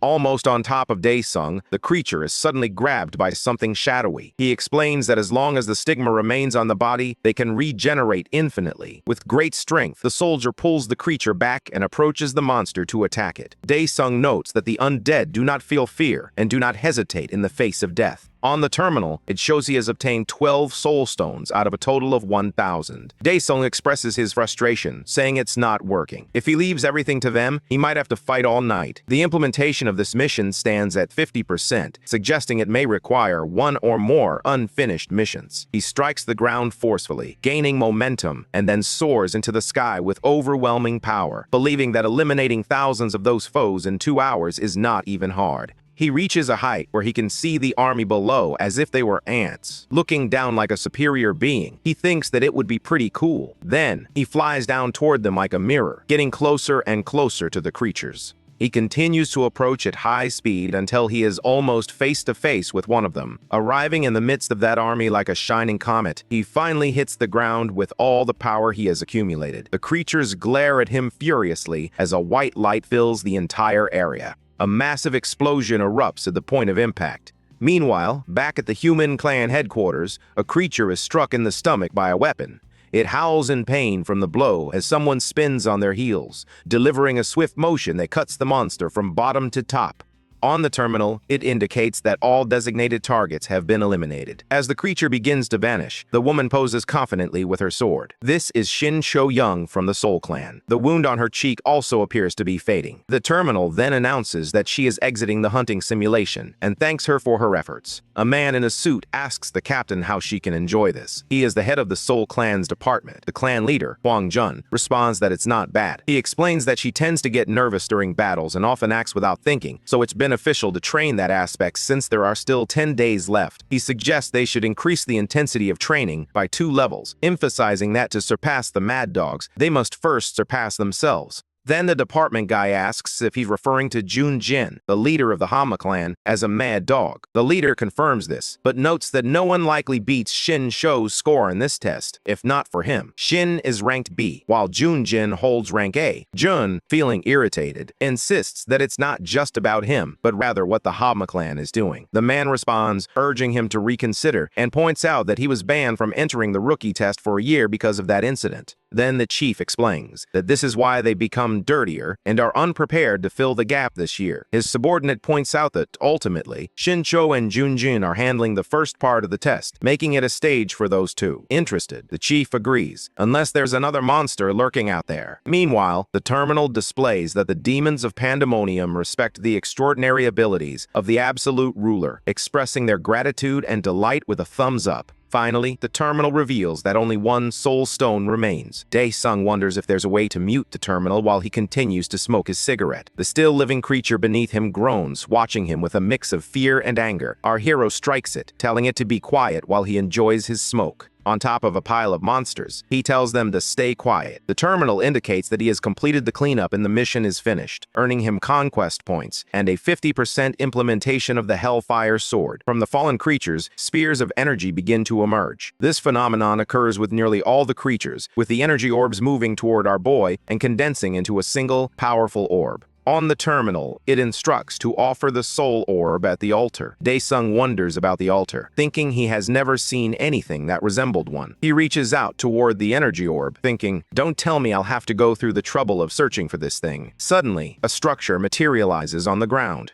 It looks like the altar is taking shape. From a distance, Dae-sung sees the massive structure emerging out of nowhere. He is surprised, remarking that it looks kinder than he had imagined. Meanwhile, the terminal displays the creatures of Pandemonium shaking their heads at the words of the absolute ruler. In response, our hero tosses the remainder of his cigarette onto the pile of monsters. On the terminal, it indicates that the second mission is about to begin. He must offer the soul stone at the altar and demonstrate his qualifications to the snake guardian. Upon arriving, he places the stone in the altar's container and it starts to react. The spheres atop the columns emit a similar type of energy. Suddenly, something gigantic appears in front of him, and Dae-sung watches it silently. When a giant serpent appears, fixing its gaze on our hero, Dae-sung meets its stare. The terminal reveals that the guardian is the snake favored by Orkael, the fifth celestial apostle, and Dae-sung must answer her question to qualify and claim the celestial item. Surprised by the situation, Dae-sung exclaims, "What?" He says everything was going fine, but now there are these questions and answers. He mentions they're trying all sorts of strange things. Dae-sung tells the snake to ask its question, promising to give his special answer. Finally, the beast begins to speak, but in a language the boy doesn't understand. Incredulous and irritated, he asks if she is joking with him. Suddenly, something flies and hits one of the snake's eyes, causing the serpent to scream in pain. Dae-sung questions how she dares to try selling him drugs. On the terminal, it indicates that blood naturalization has been activated, which will consume his life over time, while increasing his attributes by 300%. With a swift hand movement, our hero acts once more, and his weapon strikes the creature's other eye. The dagger finally returns to our hero's hand as he charges at the creature in the tournament. He leaps up to her head's height and, while attacking the beast, remarks that they treated him so kindly, suggesting he might be coming off as soft. He adds that they should use whatever they've got, calling them evil bastards. Dae-sung continues to attack relentlessly. With fury in his eyes, he yells, "Snake!" He strikes her repeatedly on the head as the beast rides her during the attack. Suddenly, she begins to swell, and in the next moment, her head bursts open. Our hero lands on the ground, with the snake's remains flying in all directions. He remarks that it smells like fish, but then something catches his attention. He notes that it was a pretty obvious pattern for dealing with guys like them, and he's not surprised. Where the creature's head once was, something begins to happen. A new head starts to form in place of the previous one. He perceives that flame as what he believes it to be. In an instant, the enormous serpent is whole again before him, now angrier than ever. Our hero declares that such an obvious pattern won't work. Ready for battle, he challenges the monster to come at him. Dae-sung observes the furious creature as it charges, determined to attack. Prepared for the strike, he waits patiently. When the moment arrives, he braces his arm between the monster's massive teeth and steps onto the creature's tongue. Placing himself inside the beast's mouth, he sees something emitting a strong light and remarks that this is the flame of regeneration. Suddenly, the giant snake closes its mouth around him, and the serpent rises, having swallowed our hero. On the terminal, the demons of Pandemonium fall into despair, turning their faces and covering their eyes. However, in the next moment, something seems off with that monster. It opens its mouth and spits out something glowing. From inside, our hero leaps out, landing safely on the ground. He braces himself against something heavy, breaking the ground, and rises while wielding the enormous sword. The terminal indicates that he has obtained the Hellfire Sword, but since the implementation is only at 50%, it won't function normally, and some skills will be sealed. He confidently states that 50% is enough to deal with this creature, ensuring it won't be able to use the flame of regeneration. The furious serpent charges at our hero once more, and Daesung readies himself with his new sword. Determined, he declares that this is too much and raises his weapon, channeling all its power. With a precise strike, he mercilessly attacks the monster, opening a hole in its body. His blow is incredibly powerful, enough to split the creature into two halves. Our hero observes the outcome of his strike. The terminal displays that he has completed the mission, gained the serpent's blood, earned 20,000 conquest points, and achieved 100% implementation of the Hellfire Sword. Suddenly, the chains wrapped around the weapon break, and Daesung gazes at the now complete sword with satisfaction. The terminal indicates that this is the Hellfire Sword, and the trials were designed to test his true desire for it, to see if he could withstand the ordeal of burning flame for the designated time. He believes this is a necessary step to fully understand the sword, the trial of the scorching hell. The terminal displays that only 239 hours remain. While the trial won't take his life, the pain will linger. Daesung knows he must endure the searing agony for another 240 hours. That's 10 days while everything is consumed by flames. Yet, he realizes he doesn't have to face this trial. Then he asks, "Have you become a dog that no longer recognizes its master, Flank King?" On the terminal, the remaining time displays 239 hours and 54 minutes. He knows that when he speaks, it should erase that countdown from before him, before he cuts it to pieces and burns it to ashes. Suddenly, the terminal shows that the remaining time is now 0. The fire begins to fade, and someone calls out to their lord, asking for forgiveness for not recognizing who he was until now. After hearing his voice, Daesung reassures the King of Flames, saying it's okay since it's been a long time anyway. A strong light breaks through the smoke as he warns him not to go to Pandemonium. Pandemonium is the final destination for souls who have died in hell, a realm of endless nothingness, akin to the depths of a deep, dark sea. The terminal states that demons shed tears, beating against the walls of darkness as they beg the ruler to release them from their torment. The King of Flames reveals that since his lord departed, he has been waiting for him to free him from the storms of time. Daesung inquires if he resents him, to which the king responds that it's not like that at all. If given the choice, he would gladly accept it. He explains that his frustration stems from what occurred after his lord abandoned him. Our hero appears confused and asks, "What?" He then explains that one day, a foreign and unknown enemy emerged from the edge of the dimension. They seized the opportunity when the demonic beasts had lost their power due to the vacuum left by the monarch and swept through hell. As if that weren't enough, they sealed the time and space of hell, banishing the demons to Pandemonium. He recounts how he simply watched as the demons were crushed, leaving him with no choice but to be swallowed by a massive white snake. He was stripped of his pride and spent his time on meaningless pursuits. Fortunately, his lord freed him from that. He adds, with all due respect, that he doesn't understand why he returned there. Daesung replies that he needs his help and assures him that he will know the details when the time comes. The King of Flames expresses his gratitude for his lord's search for him, and our hero then asks if he knows what that thing is. He answers that he doesn't know what it is, but feels an unfamiliar energy. Daesung asks about this unfamiliar energy. The King of Flames explains that it's the same energy he sensed coming from the outsiders. He warns his lord that he doesn't know what that thing is, so he should be careful. However, it seems our hero isn't listening. He insists that the system has never let him down after all his hard work, and it's never too late to be cautious once the collecting is done. Then, he grabs that thing.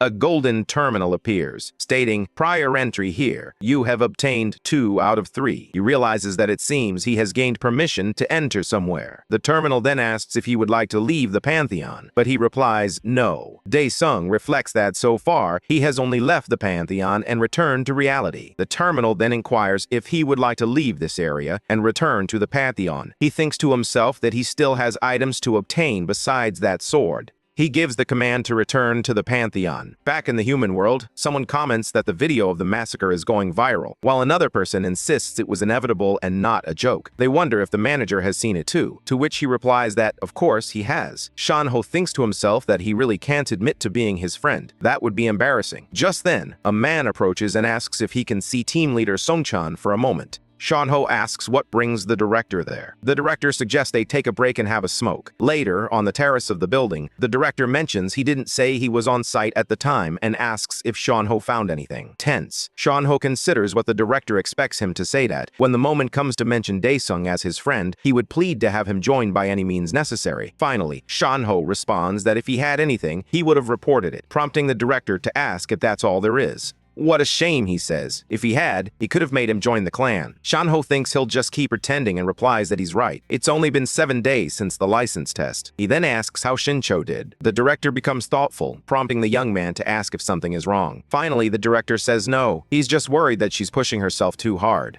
Meanwhile, in a forest with 7 days left until the day of the test, Shin pushes herself in training. A voice announces that there are 10 minutes remaining in the simulation program and that 10 targets are still standing. Suddenly, a stone slab appears in front of her. Shu quickly rushes toward it and strikes it with her sword, slicing through it and leaving behind 2 cut halves. In the next moment, several more creatures appear. One emerges from behind the girl, opening to reveal a monstrous figure inside. The creature bursts forth from the stone box and charges forward with surprising speed, catching the girl off guard. She prepares to face the monster approaching her, but suddenly, without her noticing, another creature bites her on the shoulder. Meanwhile, the monster continues to advance from the front, and the creature quickly closes in. Just then, a voice calls out, "That's enough," catching her by surprise. A voice announces that the training program has ended. Irritated, she looks back, searching for the source of the interruption. Behind the glass, the chief watches her intently. Speaking seriously, he instructs her to come up because they need to talk. Frustrated, she responds that she could have easily continued from inside the medical lab. The man tells her she's overreacting and questions whether she believes that to be true. Shin responds, saying to achieve what you want, even if it means overdoing it, and asks if that's not what he always advises her. She defends herself by stating that she was referring to physical overtraining, insisting that she doesn't overtrain her mental strength either. She adds that she knows her own body well. The director then asks if she knows it better than the artificial intelligence system, pointing at a screen as he asks if she sees that. The left side displays the normal range of mental data, while the next shows the mental data measured by the AI. Shin observes in silence before asking about the psychological compulsion identified by the AI that is holding her back. Without making eye contact with the director, the girl responds that she needs to be in the top 5. Shin asks if she is trying to increase her rank, and the girl confirms that she is.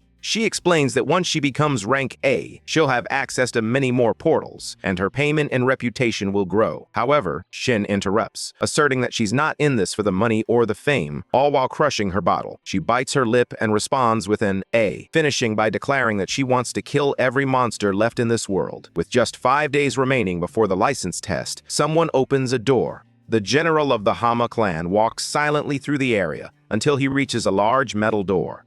He pauses for a moment, then places his finger on the scanner to request permission to open the door. The door swings open quickly in front of him. Holding his nose, he admits he didn't think he would endure so well in a place like this. He explains that they can improve the quarantine facility, particularly the ventilation system. The lights in the building respond to some kind of energy, and he suggests they can also upgrade the lighting. He asks the guy if that's right. Inside, someone is voraciously feeding on a carcass. The general then calls him Jinkyo, noting that he seems to be doing well and enjoying the food. He tells Jinkyo to eat and rest so that the medications work properly, as he will be the main character in the upcoming license test. With 3 days remaining until the exam, the terminal indicates that he has made progress in his completion, finishing the mission, and achieving his goal. In a frozen landscape, our hero stands with his sword, observing the scene. The King of Flames inquires if his lord is now returning. Finally, Daeshung replies affirmatively, with just 1 day left until the license exam. On D-Day, the number of awakened individuals had increased by 25% since the previous year, leading to heightened competition for the Hunter exam in the first part of the year. The association announced it would change the testing method this year to accommodate the growing number of participants. Suddenly, a luxury car speeds onto the scene, screeching to a halt. The stunning vehicle creates a commotion as reporters rush toward it, shouting, "Halma Clan, Lee Sik-woo!"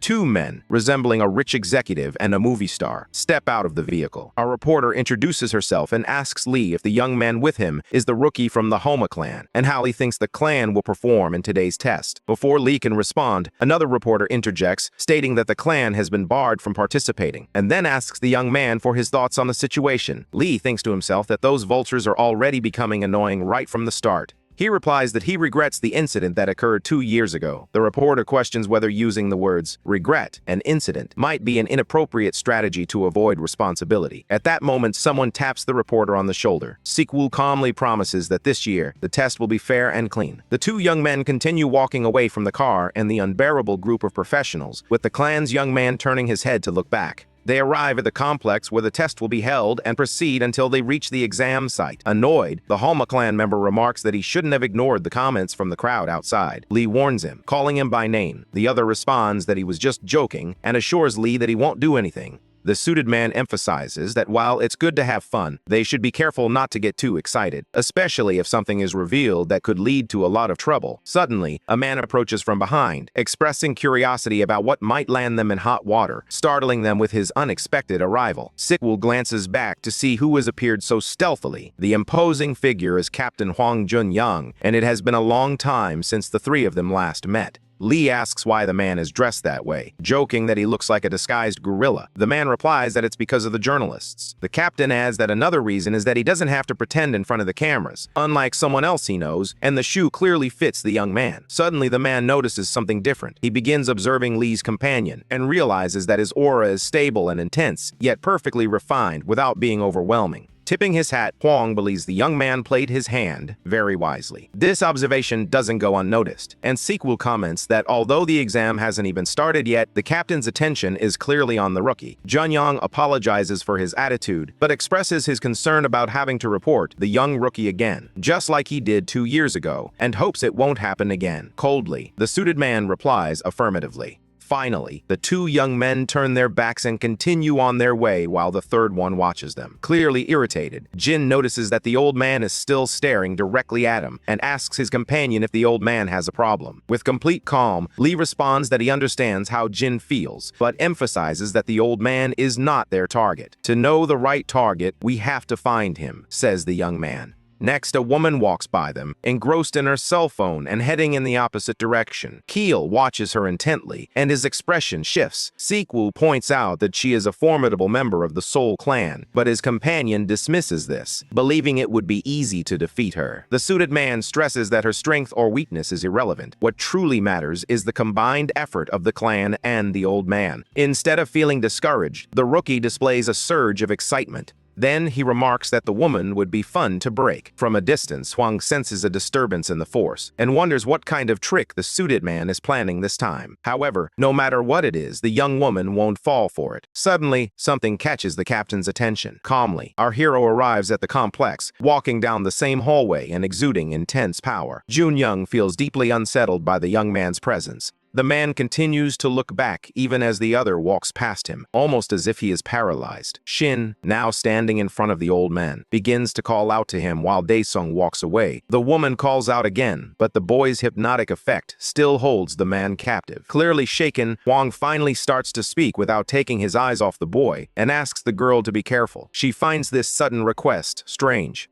She assumes the boss is referring to the Halmatine boys and tries to reassure him that she won't let her guard down. The man replies that he isn't talking about those two. As they watch the boys walk relaxed, Jun-young clarifies that he is actually talking about him, and the young man remains completely unaware of this conversation. Someone apologizes for not being there with him because they have a lot of work to do. Upon hearing that they will get the clothes back, they request that the clothes be used, as they will just turn into rags anyway. A sound alert announces that the hunter license test will begin shortly, and participants must use the provided equipment and head to the exam room. Han pauses for a moment in front of a vending machine tech device. Following the machine's instructions, the young man places his finger on the scanner, prompting a drawer below to open so he can retrieve its contents. As he follows the procedure, a box labeled with his name appears. He carefully examines the items inside and discovers several pieces of clothing designed for protection. Meanwhile, in the exam room, the participants gather at the front, eagerly awaiting the test to begin. Someone announces that they are finally about to take the exam. An older man, feeling fulfilled, wears his special outfit, believing it was worth all the complaining to rise above those who tried to ridicule him. He feels a surge of rage, particularly toward the bastard who dared to touch his head, vowing to take action if he sees him again. Just as he resolves not to let it go, someone arrives and places a hand on his head, startling him. Bursting with anger, he begins to turn around, wondering who has done that.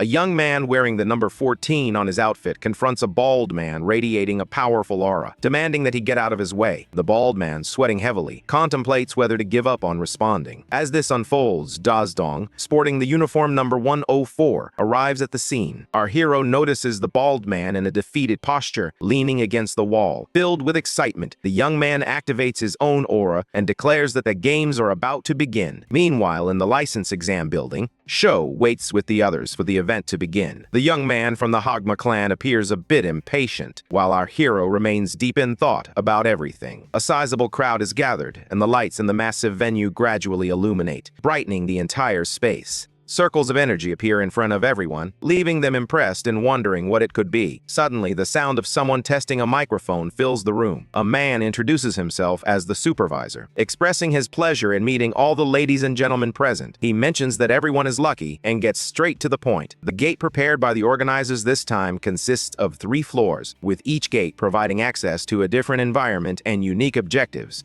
One of the men asks, "What's this about 3 floors?" Another responds that it's the first time he's seen the number of floors divided by portals. Someone raises a hand and asks when they will receive their weapons. The man explains that test candidates will not be given any weapons and may not bring anything other than the protective suits they are already wearing. In the crowd, people murmur their confusion, questioning how he expects anyone to fight without weapons. Suddenly, a voice announces that it's a pleasure to meet them. He introduces himself as an adbot who will assist them in their progress. He explains that the theme of this test will be adaptation and asks how well they can demonstrate their natural talents, whether in freezing cold or scorching heat. He emphasizes that the hunter's aura is what truly matters. In other words, the strength of their bodies. They must showcase their abilities to adapt and fight. If there are no further questions, he will open the gate. An energy gate materializes behind them, quickly transforming into a more solid passageway. The supervisor shouts for everyone to enter the gate and wishes all participants good luck. On the first floor of the gate, set in the tropical forest, people walk through, struggling against the oppressive heat.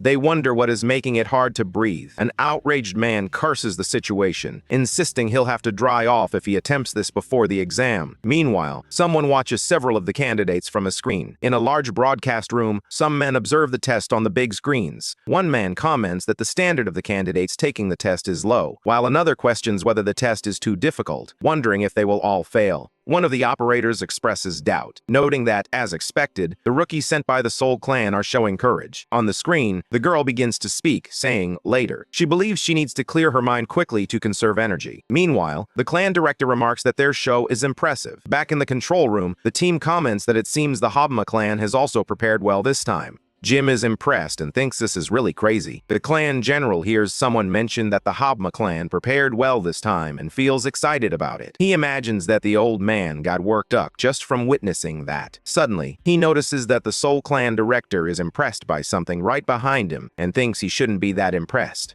Captain Huang is impressed, wondering who the boy is and why he seems so calm. He observes the screen intently until something surprises him, and he thinks, that boy. On the screen, our hero appears relaxed. The general is astonished that he hasn't dropped a single bead of sweat and questions how he can't see his aura or understand how he's able to maintain such composure. Our hero reflects that he wanted to drink now, but he was smart to hydrate beforehand at the terminal. This shows he is free of any abnormal status or environmental factors. He believes that according to the exam rules, if he's caught, he will be immediately eliminated. However, if he isn't caught, there will be no problem at all. Among the crowd, some people can be heard asking when it will start, expressing their impatience. Suddenly, a bracelet on everyone's wrist begins to react. An announcement states that all candidates have been confirmed, and for now, they will reveal the conditions to complete the first 4 tasks, which are deemed appropriate. Candidates must hunt 20 swamp orcs. Suddenly, our hero dashes off in one direction. One of the candidates curses, declaring he won't lose. He runs, panting through the underbrush, but then he unexpectedly encounters a stone in his path. The boy crashes face first into the ground. Gazing at a water source in front of him, he exclaims that it's a damn swamp. Filled with disbelief and joy at what he sees, he asks if it's really water and if he can finally live. He crawls on his knees toward the water source and scoops some up with his hand, only to realize a moment later that it isn't water at all. A sticky worm grabs him, using its mucus, which resembles the swamp water, to trap its prey.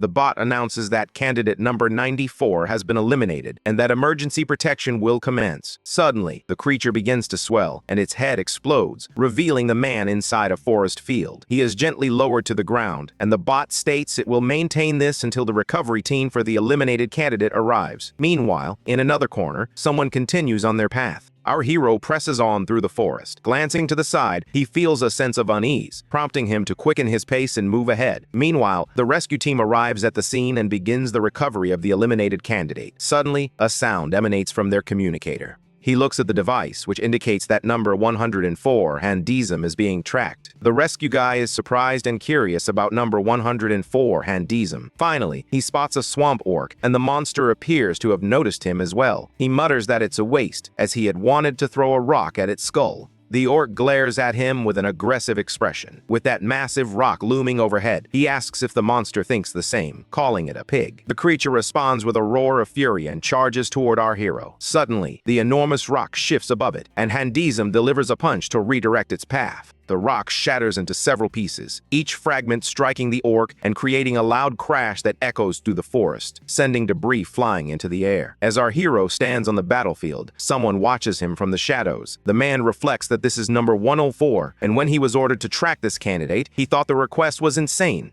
Looking at the body on the ground, our hero realizes that this hidden man is certainly not inferior to a rookie from a major clan. Daesung comments that hunting them one by one isn't very efficient. He admits he didn't want to use his mana so early, but he feels he has no choice. With that, he summons the Shadow Specters and commands them to carry out their mission. In another part of the tropical forest, deep within the dense and humid jungle, a group of orcs has noticed something unusual. They prepare for battle, weapons in hand, but as they wait, they are surprised to find nothing in sight. One of the monsters tells the other to wait, suggesting he should be a bit more patient if he wants to enjoy a tasty prey. Suddenly, something starts falling from the ceiling onto them, and the amount of debris increases. Then, one of the orcs notices something, and our hero appears behind them. Daesung says he's starving because he had to dig through the ground. He acknowledges that he can see the orcs, but still can't understand their situation. One of the orcs mentions that the meal came by itself, and another confirms this, saying, "That's right." Daesung begins counting the orcs and realizes that, upon closer inspection, there must be more than 20 present. He then asks what they are trying to convey with KY. The meal is ready, and he requests his lord to give him the order. Looking at the group of orcs, he remarks that they are hilarious. Finally, our hero gives the order to burn them all. Meanwhile, outside that area, someone moves through the forest. Sho activates her aura opening skill, creating a protective field around herself. As she advances, she uses Expand Search to extend her aura and locate her targets. In the next moment, she realizes she has found one. Quickly changing direction, she heads toward a tree and pushes off it with force. Just after that, an orc flies through the air and the girl appears, her aura glowing and sword in hand. She concludes that at this pace, she'll be able to complete the first floor in 1 hour. Just then, the orc gets up and tries to run away. Realizing this, she prepares to strike him and charges forward, shouting, "Fourth!" But before she can reach him, someone faster decapitates the creature. She looks back in shock and sees the guy from the Hogma clan wearing a frightening expression. The creature falls to the ground, defeated while June watches her. In that moment, she realizes it's the same guy from Hogma. With a look of satisfaction, he says, "5." Annoyed, she remarks that it's typical of the Hogma clan to steal other people's prey. He responds that they're competing, so what does it matter whose prey it is? He insults her, calling her a girl dumber than an orc's head. Sho interjects, saying that if all he can do is steal other people's targets, he won't be able to do more than provide them with a bit of fun. He then questions whether it's a tradition in his clan to have such a filthy mouth. Jim chimes in, asking if her clan established a tradition of becoming idiots just 2 years ago. The two candidates stare each other down. He wonders if he should kill her, realizing she's worse than he imagined. However, he decides to wait until the second part on the second floor at least. Jim continues to glare at the girl who mocks him. Then, she turns her back and walks away, giving him the finger as she tells him to go play alone, and calls him an idiot. Furious, he believes he's going to kill her. Overflowing with rage and power, he charges at the girl. Suddenly, a huge crash echoes nearby. He comes to a halt while the girl remains with her back turned. Confusion washes over him as he struggles to understand what just happened, and the girl appears equally surprised. The two candidates look around, trying to understand what is happening when suddenly a massive flaming explosion erupts nearby. A few minutes earlier, our hero held his mighty stick as the flamed king asked his lord for the command. Finally, Diazeng gave the order, "Burn them all." On the terminal, it shows that the Hellfire sword has activated skill 1, Hellfire, triggering its special skill slot. Flames begin to emerge from the tip of the weapon, and the terminal announces that the first special ability of Hellfire is now active. A huge blast of fire erupts from the sword as the flamed king observes, while the orcs stare in shock. In the next moment, a massive fire explosion is seen above the forest. From the control room, the staff are shocked by the announcement. The bot reveals that candidate 104 has completed the first floor requirements and will now provide the coordinates for the second floor, leaving everyone in the room stunned. They inquire about how long it has been since the exam started, realizing that it is already over. One staff member quickly asks for that candidate's information, expressing a desire to recruit him as soon as possible. The captain believed he had anticipated that he wouldn't be ordinary, but he never thought it could be this bad. Meanwhile, the general of the Habma clan appears worried. He turns away, annoyed that he cannot bear to watch. On the screen, another massive fire explosion is displayed. All the operators are impressed by his power. Shaking the man, the attendant explains that's why she said what she said. She thought he wasn't a normal person. The man responds that he already understands and asks her to please stop shaking him. Another operator stammers, questioning if this is really real, then quickly adds that it's fine. However, they all wonder why old Jinzeng is there.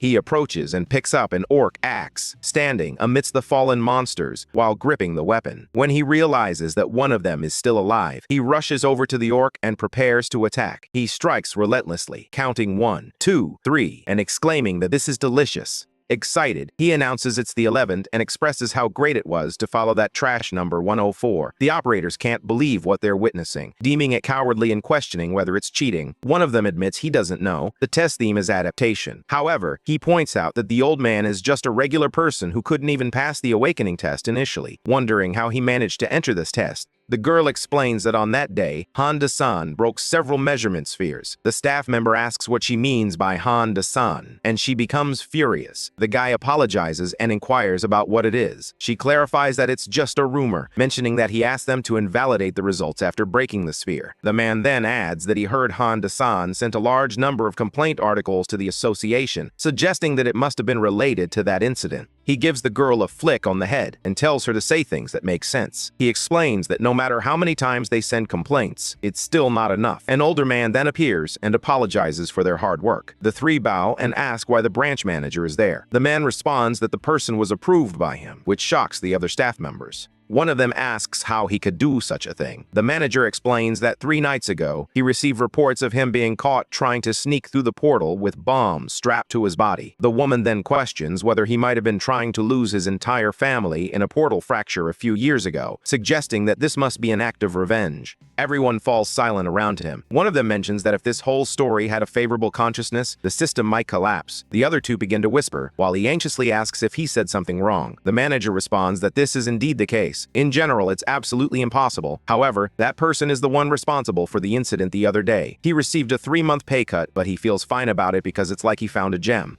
The operators wonder why the monitors are behaving oddly as they attempt to reach the support team. On the big screen, our hero appears. Some time later at the test site, 2 men in suits arrive, and a telecom device zooms off in one direction. The general remarks that the control room must be chaotic at the moment, while the other man picks up the communicator. He inquires whether candidate 104 was supposed to be removed from the 2nd or 3rd floor. The general replies that this was the plan before Jin's opponent got ahead of him and questions what he means by removed, noting that it sounds ominous. However, he clarifies that he was merely curious about Jin's potential, which is why he created a small challenge. That guy thinks it's just a small challenge. Meanwhile, another person receives a message on the communicator, instructing them to inject the mutation into the monsters on the 2nd floor. The lackey remarks, "It's a shame, number 104. Your talent was excellent. That's why you shouldn't have been so hard on what the Habma clan director had set up." Then, he fires his weapon, hitting a creature dead on, and a very loud roar echoes through the forest. This catches our hero's attention, as he believes the entrance to the 2nd floor portal is nearby. Meanwhile, the general of the Habma clan thinks it would be better if he dies in this challenge. The creature begins to change and goes into a frenzy. Rock fragments fly in all directions, and the monster now appears covered in rocks, transforming into a floating swamp gull with the ability to create mist. The creature roars, unleashing its power and manifesting a thick fog. Meanwhile, the soldier thinks he needs to report this immediately and that he'll require a substantial amount of extra pay. He reaches for his hidden communicator behind the tree, but suddenly, the device explodes in his hand, releasing a cloud of smoke. He quickly realizes it's a paralyzing agent. The weapon falls to the forest floor as he crouches down, coughing in the smoke. Suddenly, that huge creature is right behind him. Our hero continues walking through the forest, feeling as though he is going in circles, always passing through the same place. He checks his equipment and realizes he's dead. He wonders if that body could have been an accident, as he doesn't believe this was orchestrated by the test's organization. Suddenly, he senses something behind him and questions whether he was caught off guard. A bunch of rocks flies in his direction, and skillfully, he turns to defend himself from the attack. Without him noticing, one of the attacks slips through and comes dangerously close to his face. It's a different kind of projectile that strikes its target and explodes instantly. Daesung defends himself as best as he can against the blast. Initially, he thinks it's fire absorption, but then he realizes it feels more like mana absorption. Either way, he finds that he can't use the ability he relied on against the orcs. He can't use it because it's on cooldown, showing 1 hour and 27 minutes remaining. However, it doesn't seem like the monster will wait. It begins summoning projectiles again and fires them all at our hero, who defends himself with his weapon. He continues to strike and dodge all the projectiles thrown by the creature. Then, pushing forward, he charges ahead, leaving the projectiles behind. Finding the situation increasingly boring, he decides to target the main body. He sprints through the barrage of projectiles and approaches the enormous stone golem. The monster releases smoke as it waits. Daesung readies his attack against the creature, which is also preparing to strike. He hits the massive golem directly, but he doesn't anticipate being hit back in return. Although the damage he caused appears minimal, he is sent flying from the impact of the creature, breaking trees along the way. He soars far, leaving a trail of dust behind. Meanwhile, Salmon tears off a piece from another creature, while Jim eviscerates yet another one nearby. It was the remains of a defeated orc. The bot announces that candidate number 14 has completed the requirements of the first floor and will receive the coordinates to the portal to the second floor. He feels he lost a lot of time because of that encounter. Suddenly, something catches his attention, and he glances over his shoulder. A white object falls behind him, and he quickly catches it in midair. Opening it, he discovers a vial, a special compass, and a note. As he examines the paper, he wonders what it means. Suddenly, the paper catches fire, and he realizes that bastard number 104 is still on the first floor. Back to the fight. The golem watches its opponent and summons those projectiles once more. Daesung begins to rise after enduring a powerful blow. He remarks that it took a while and excitedly gives the command to the phantom shadow. He orders it to devour that thing, preparing his weapon as he says he will clear the way. Meanwhile, projectiles fly in his direction. The shadows rush to meet the attack, and flames rise above everything. Our hero launches a fire attack at the projectiles, igniting them in flames, while the shadows grab and devour everything in their path. With a smile, he declares that he will give his opponent double what was done to him, and sends the shadows in. He simply watches as the shadows advance toward his foe. They advance, carrying those flaming projectiles, and begin to compress into a pool of shadows. The monster roars furiously as it charges forward, rushing at our hero while passing over the pool of shadows, which suddenly launches a barrage of shadow spikes outward. The creature is caught off guard by several shadowy hands reaching toward it, holding flaming projectiles. Daesung instructs to take these fine stones. Meanwhile, back in the operations room, it appears they are managing to recover the test footage. Someone announces that the screen has been fixed, and another person confirms that Candidate 104's screen is back. They are instructed to zoom in quickly. One person asks if the image has been corrected, while another points out that there's fog. A third person questions whether the first level was supposed to be a rainforest. An operator tells them to be quiet as something is appearing on the screen. Suddenly, a huge stone golem is revealed, startling everyone as they wonder what it is and if it's part of the test. The manager questions what the examiners are doing. One of the examiners asks if what they are seeing is supposed to be right, and no matter how you look at it, it appears to be a mutation. He wonders if they should stop this immediately, as the emergency protectors aren't invincible. The manager is left speechless, filled with concern. Meanwhile, a guy calls for the branch manager. He remains silent as the man insists. One of the men mentions that they just received a signal from Candidate 104 and that the examiners were instructed to stay close to him. He asks if they should force an interruption of Candidate 104's test. The manager apologizes, stating that he can't assist with that. A surprised girl then tells them to look over there. Shocked, they ask if he has defeated the monster. Meanwhile, the shadows confront the stone creature. Projectiles explode against the golem's body, sending chunks of smoldering stone flying in all directions as the creature falls to the ground, defeated. Thick smoke rises above the tree line, and everyone watches the scene in silence on the big screen. The manager believes that classifying the entity will be impossible. He feels it lies on the borderline and suspects it might just be a measuring error. However, he thinks it remains unclear. This could be a monster beyond his imagination. The girl asks if he really took that thing down and if that's what happened, questioning whether that isn't actually great. Another operator chimes in, asking if he is great and suggesting that he has nothing to do with that test. While the girl responds with a confused, "What?" she continues, expressing her disbelief that he can understand the current situation, urging her to look carefully because Jim Keel will reach the portal to the second floor first. The two girls glare at each other with hostility, while the man in the background asks the manager if he wants them to remove the personnel stationed there. The boss replies no, instructing him to have them send a report once they uncover the truth. Meanwhile, back in the forest, someone moves swiftly, pausing only to check his compass. Jim realizes he must be somewhere nearby.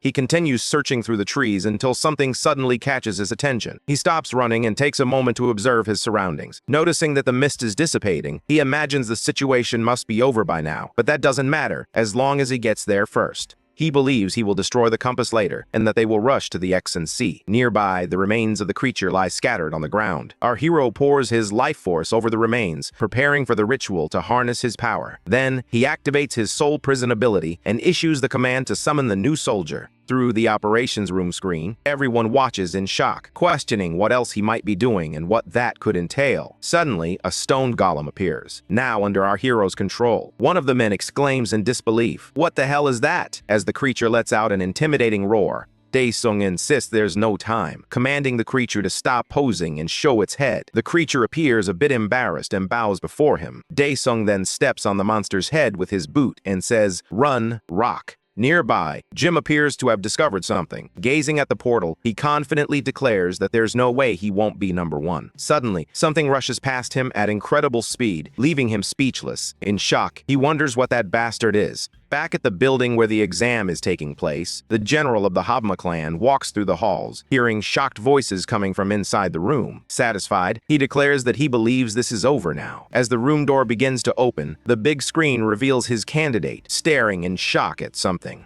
The boy appears to have frozen in place. Angrily, the boss thinks he's an idiot. Meanwhile, we see our hero sitting comfortably on the head of his newest friend. He then orders it to follow this path, as it's the fastest route. Dae-sung declares that he will create the road, ensuring it goes straight, and names it Rockhead. He instructs the Flame King to unleash a blast, and a powerful jet of fire erupts from his weapon, clearing a path through the dense forest. Then, he questions what it's doing and urges, "Rock, run." The golem and our hero quickly follow the newly cleared road. Dae-sung then commands the Flame King to blow again. In the control room, someone remarks that number 104 has used a summoning technique, prompting another to express their admiration, noting that he's employing an unprecedented method. One of them questions whether such a feat is possible with an aura technique, to which the other responds that it is indeed feasible, given how strange everything in this world has become. The girl adds that regardless of whether it's a test or not, this will be on YouTube and it feels like he's playing in a fantasy movie, as if the competitors are dancing. Someone suddenly punches a keyboard with force, catching the attention of the girls, who look over in surprise, as well as the men in the room. The general of the Habma clan appears quite irritated. Following this, the room falls into silence. One of the men approaches him, saying something, but he just responds with a furious glare. One of his henchmen steps in front, telling the man to back off. The boss then puts his hand on his head to recover and apologizes, explaining that he was just very excited by that great performance. The captain finds it disgusting that he didn't anticipate any of this, no matter how meticulous he is. Regardless, he believes Shoyam will get there too. Back in the forest, Jin shouts, calling Dacian a bastard. As he looks back, he sees another person running toward him. Surprised, he turns to get a better look and realizes it's a show coming his way. She's approaching at high speed, prompting that guy to start running as well. Meanwhile, our hero arrives in a cold area. He wonders how the first floor was hot, while the second is cold, criticizing the lack of creativity. Turning to the golem, he says, "Hey, Rockhead, good job." He then dismisses his soldier, and in the next moment, his bracelet begins to glow. The bot appears, congratulating candidate 104 for successfully crossing the portal to the second floor. Noticing that no one else has arrived, he asks if he can begin. The bot then explains that the top 5 candidates will start from different entry portals, and for now, it will reveal the conditions to complete the second floor. Excitedly, the bot points to a mountain and announces that he must conquer the peak of the snowy mountain. Our hero begins his journey, and a little creature wishes him good luck. He estimates that the distance is around 5 kilometers. Dacian starts his ascent of the enormous mountain. As he climbs, accompanied by drones, he finds the experience rather boring. He realizes he may not be able to use the drones any longer while watching them rise alongside him. A noise catches his attention from below, prompting him to look down and see someone at the base of the mountain. He recognizes that the sound came from a rank C or D. They earn money as carriers, but even so, they are awakened people. Jim curses the test for forcing everyone to start in different places, and he knows that if it continues to annoy him like this, he won't be able to hold back. Until he cuts that bastard down, he thinks he won't be satisfied. Something catches his attention from behind as he looks at the figure from a distance. He asks who else is there. Then he sees the old man approaching, struggling to speak, as he says it's cold and that he can no longer move the tips of his fingers. Jim gazes seriously at the old man, who, in his desperation, slaps his own face and exclaims that he can't endure it any longer. He insists that he must think of his family, who died without even having the chance to scream. He yells that it's not that cold, but in the next moment, an avalanche crashes down on him. He begins screaming, begging for someone to save him. Jim, wearing a wicked grin, tells him to bite his tongue now, calling him a rude bastard, and tells that fly to go to hell. Suddenly, the scene shifts to a train, which appears disconnected. The operators inquire once more about what happened, and someone responds that the transmission drone is malfunctioning. A third operator adds that it appears everything has gone down. Lee Seo takes in the situation, reflecting that it seems the event has begun and hoping that Jin Sheo won't let him down again. Meanwhile, the snow continues to fall on the mountain. As more people arrive, one of them questions whether they really have to go all the way to the top. Demonstrating determination to his companion, he asks if there's any problem with that, asserting they're the most powerful of all combos. Suddenly, someone lands on him, stomping the guy who had been giving a thumbs up. His companion is shocked by the scene, but the newcomer quickly grabs that guy by the head, filled with fury, and overpowers both of them.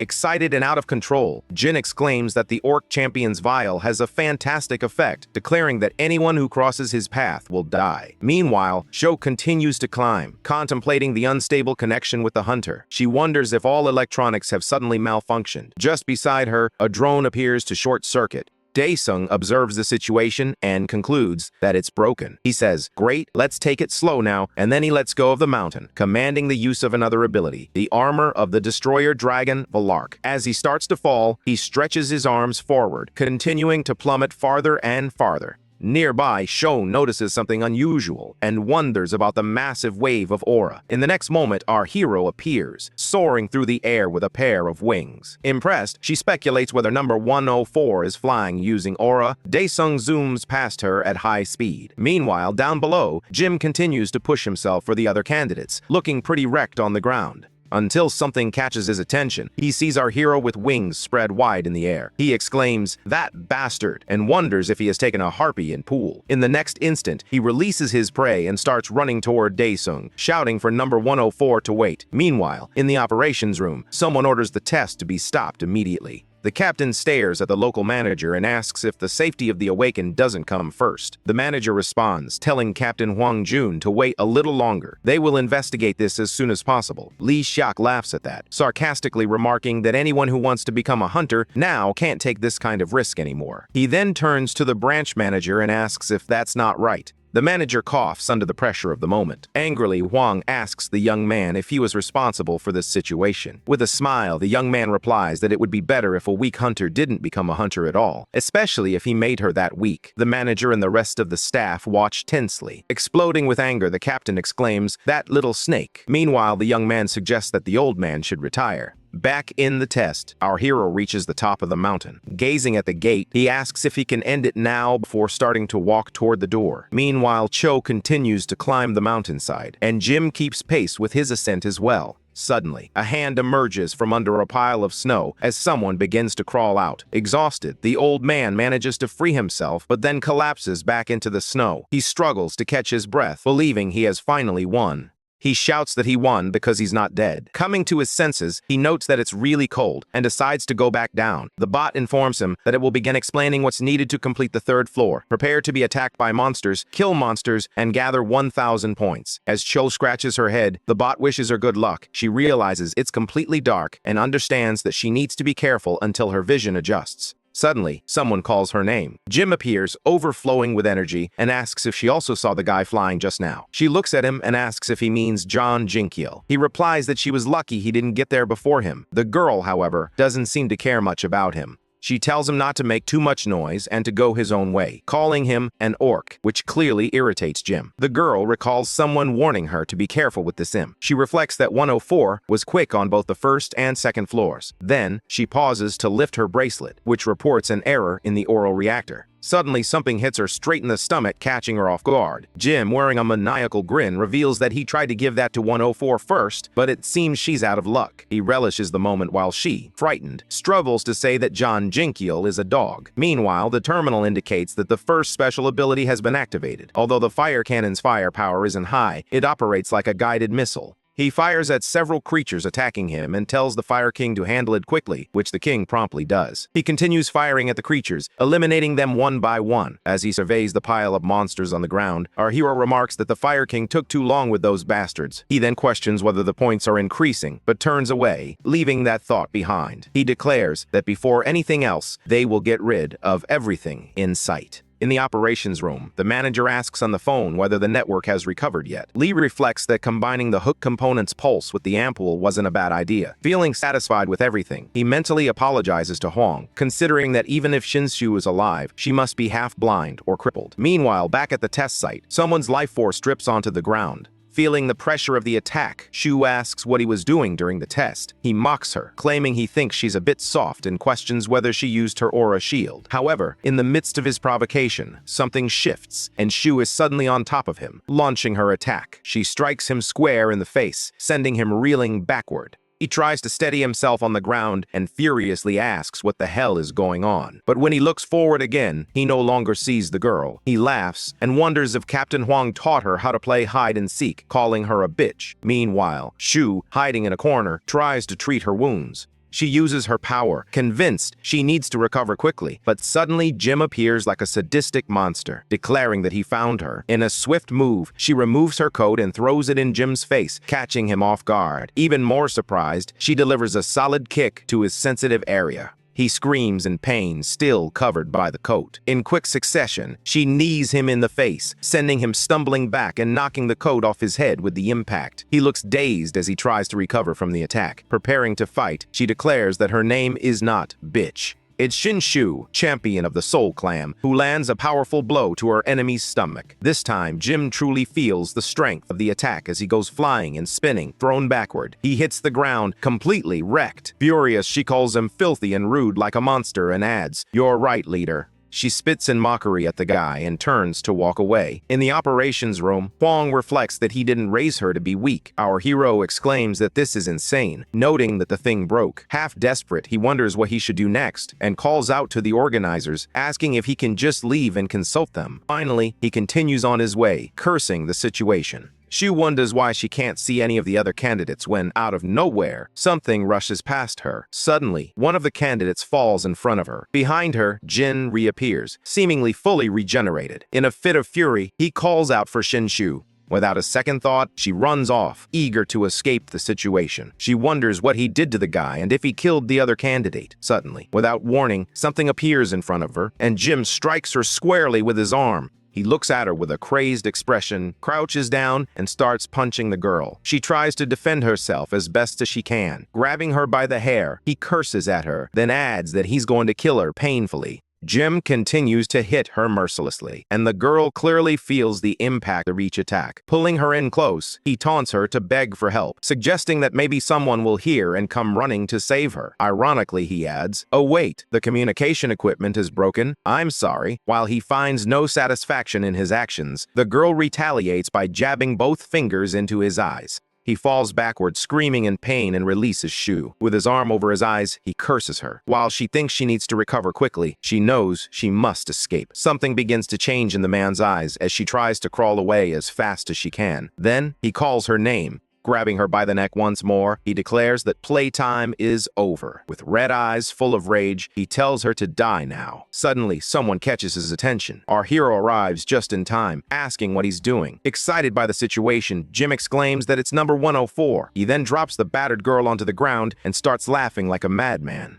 He welcomes number 104, saying he was looking for him. Disappearing from where he stood, he thanks him for coming all the way there. Suddenly, Jim appears right on top of our hero, who remains calm. Dae-sung simply steps forward, dodging the attack and moving over to the girl. Confused and surprised, he wonders how this is happening. As he gets closer, he remarks that it must hurt like hell and notes that she appears to be recovering slowly, indicating it must have been a really deep wound. Dae-sung glances over his shoulder and sees the other guy staring at him. With a wild look in his eyes, Jim tells number 104 that it seems he has some talent. However, our hero ignores the comment and simply asks if he was the one responsible for that. Jim explains that she couldn't understand the situation, so he gave her a proper education and, laughing, says that he'll be like that soon. Our hero responds with a firm no. He asks if it was the guy who broke the meter, but Jim only watches him and laughs. Clapping his hands, Jim unleashes a stormwave attack. Meanwhile, Dae-sung notices that his bracelet is being affected. That guy claims he completely forgot about the emergency protection, but it's broken, leaving our hero out of luck. Suddenly, in a flash, Dae-sung punches the guy in the face, sending him flying backward and bouncing off the ground. With his hand on his face, the guy calls our hero a bastard. Dae-sung wastes no time and unleashes his fire cannon ability.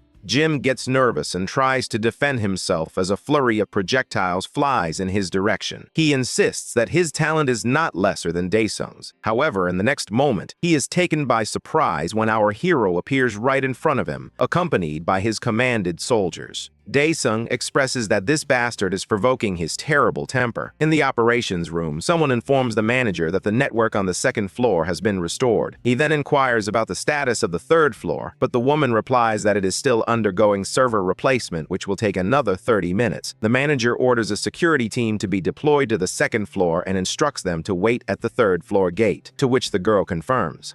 Lee suggests that the manager should take all the time he needs, sarcastically questioning whether they aren't supposed to be hunter candidates. Captain Huang, overhearing this, thinks that Lee truly is a snake's offspring. Just then, the door swings open, and someone rushes in, calling for the branch manager. The newcomer reports that the security team has informed them of a death and several injuries on the second floor. The man is shocked and asks what happened. Lee simply looks at him, satisfied, while Captain Huang appears a bit worried. On TV, the news reports that the video transmission failed during the hunter test, and that's the information they've had for the past hour. Chan-ho believes that's where his friend is taking the test. He grabs his jacket and rushes out, convinced he must leave immediately. Meanwhile, in the test, someone moves at lightning speed. Jim begins to run, believing that this person is the devil himself. Suddenly, something rushes past him, tearing off his leg. Jim screams in agony from the attack and crashes to the ground, tumbling at high speed. Not believing it, he thinks this can't be true. He realizes he has only one regeneration ampoule left from the wooden golem. Dae-sung remarks that even bugs in hell regenerate after being cut, and he's no exception. Jim screams in terror at Dae-sung. Meanwhile, back in the control room, someone announces that it has been restored, while another orders the security team to be called. Lee, in shock, sees something on the screen and asks what's going on. Everyone watches as Jim kneels before our hero, begging to be spared. He admits he has no regeneration ampoule left and pleads for forgiveness for his actions. Dae-sung responds, "Regeneration ampoule? That's a problem. I'll have to cut you in half to see if you multiply." Desperate, Jim realizes that if he is cut in half,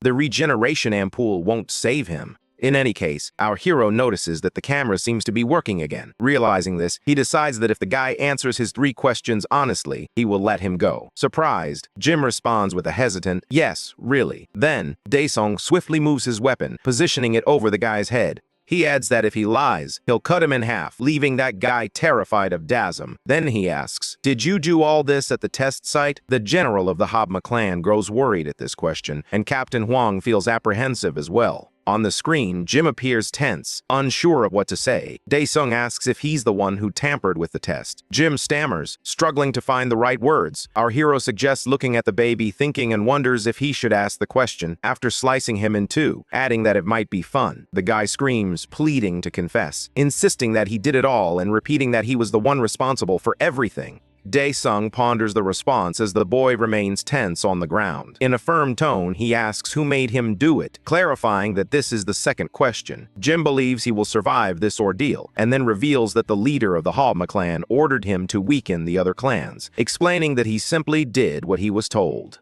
Our curious hero inquired about Habma. In the operating room, the surprised onlookers turned to General Lee, questioning whether John Jin's claims were true. They asked if he was indeed the leader of the Habma clan, while another person referred to him as Lee Suk-woo. Annoyed, one man dismissed John Jin as a dog, yelling that he was a bastard who had caused all this trouble and now wanted to shift the blame onto him. He then ordered them to catch that bastard immediately. Just then, someone called for leader Lee Suk-woo. The manager states they will listen to the explanation from the Hunter's inspection agency. Lee curses, realizing he can't fix anything from that position. He adjusts himself and agrees, saying they will appear at the inspection agency on the scheduled date. Observers note that Lee Suk-woo has lowered his head and wonder what is happening. Sometime later, at the test site, Lee walks and mutters that John Jin is a bastard, even after knowing he was the one who raised him. He declares that he will grind him like rat meat. One of the men calls for his leader and asks if he really has to lower his head so much. Suddenly, he stops. Lee calls him a stupid bastard, warning that if he had said one wrong word, Huang would want his head.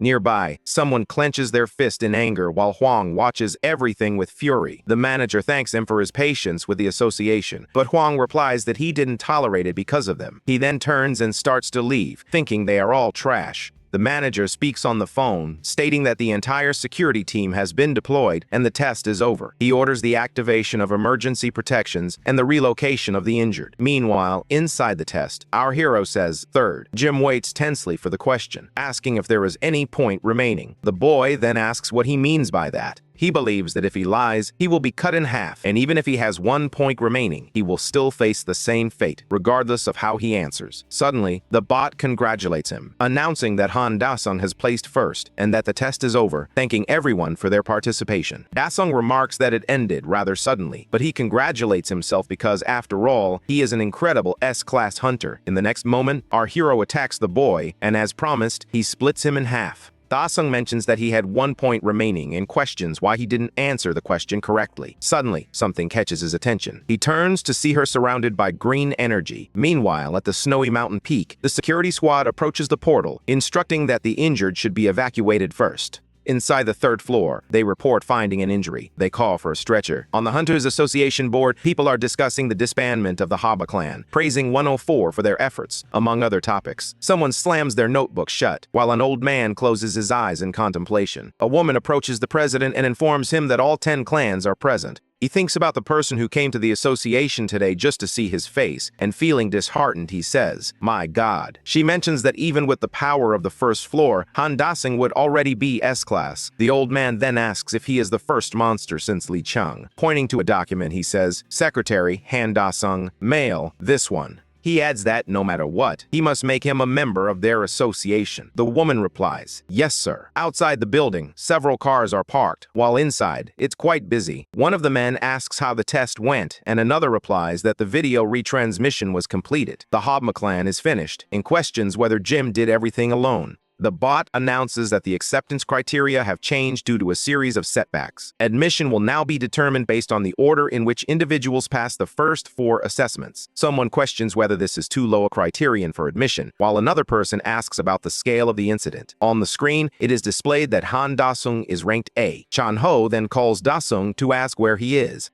Startled, he repeats, S-rank Hunter's bathroom, and asks why he's there. Meanwhile, someone enjoys a drink in a luxurious setting. Our hero relaxes in a massage chair when the double doors swing open, and someone yells his name. Confused, he asks how all this happened. Dae-sung replies that he doesn't know, but the president's secretary told him to rest there. Chan-ho, surprised, questions the president's secretary and exclaims that this is really crazy. Dae-sung adds that she mentioned he is an A rank with potential for S rank. Happy with the situation, Chan-ho declares that this is truly amazing and that now he can buy a building with his money. Our hero appears quite satisfied with the situation. However, his friend points out that there's a commotion outside because he is likely an S rank. In the lobby, people are discussing the need to take him to their clan. One person mentions they need to draft a contract, while another questions if he's a world-class rank that requires recruitment. Suddenly, the elevator arrives at the first floor, and it seems someone is coming. They inquire about who it is, noting that it's someone from the association. Everyone rushes over, eager to take pictures of the old man. He shouts that he has passed the hunter license test. People snap photos and congratulate him, asking for interviews and inquiring about his name. He introduces himself as Dasung. Surprised, they ask Dasung if he can provide details about the incident. One person requests an explanation of the fire he used on the first floor and what happened during the broadcast accident. Suddenly, someone remarks that Dasung's face looks different. The big screen reveals that the old man is Han Dasung, who holds a rank at the border. Meanwhile, the candidates are being rescued. One candidate expresses his frustration, saying he can't continue and would rather be a farmer, insisting that not everyone is cut out for this. They also curse Jim Cheel. One of the security guards searched all the way to the third floor but couldn't find Jim Cheel. He then answered someone on the phone, confirming that he would close the portal for now. Annoyed, he wondered if that bastard really made it back alive. Meanwhile, the news reported an accident during the hunter's test while most of the candidates were fighting. Ajoma mentioned that she needed to buy at least one more set of clothes for Dasung, even though he always wore the same outfit. She also contemplated whether she should look for a job. On TV, it reports that Dasung has received a rank with a unique skill, and specialists believe he could claim the spot of the 6th Awakened S class. His mother is shocked by the news. From inside the house, Ajoma can be heard yelling for her daughter. The girl rushes in, asking what's happening with her mother. Ajoma responds that it's the news and inquires about what they are saying. Also shocked, she asks if her brother is an A rank, which is crazy. Suddenly, the door opens, and our hero walks in, announcing his arrival. The two look at him in shock, a bit tense. Daesung asks what's going on. Meanwhile, at the Habma clan headquarters, an inspector declares that from now on, it is completely forbidden to participate in any activities related to the Habma clan. All hunters in that area, without exception, will be forced to withdraw through an official procedure. He identifies himself as Lee Sukwu and expresses his disbelief at the absurdity of feeling this way about the potential for the 6th player. He reflects on his trust in him, acknowledging that he should have doubted himself but didn't. Believing that Jim can't bring him down, the only person who can do that is himself. The inspector states that the leader must accompany him to the investigation agency. Lee bursts into laughter, then slams his hand hard on the table. He states that when you take on the challenge of duties, situations like this can arise. He questions whether he is being taken to the agency simply because of his connections with Jim Cheel. As he begins to channel his energy, he asks if the leader will follow him obediently. He then turns to manager Kim Song-soo, asking if he knows how he obtained that position. The promising 6th rank, Lee Suk, became the clan's first in command after the leader's mysterious death, with evidence suggesting his involvement in the incident. He questions what he will accomplish by sending 2 rabbits into a viper's den, remarking that Park Jong lost his judgment the moment he grew old. Meanwhile, the inspector yells at Jong-woo to be ready, while another inspector insists to the manager that he never made such a statement. Then, he declares that if they don't want to die at the hands of that bastard, they'll have to kill him first. Lee states that in the end, his position wasn't given for free. The two prepare for combat, but suddenly, the other inspector pierces his manager with a sword. In disbelief, he turns to Jong-woo and asks what just happened. The man attempts to explain to the manager that it isn't him. Lee sarcastically remarks, "My God, an internal fight. The Inspectors Association has a bunch of problems too." The inspector then asks Lee if that is his ability. In response, the man simply wishes Inspector Kim Song-soo good luck and activates the puppet aura ability. Instantly, several threads of energy soar through the room.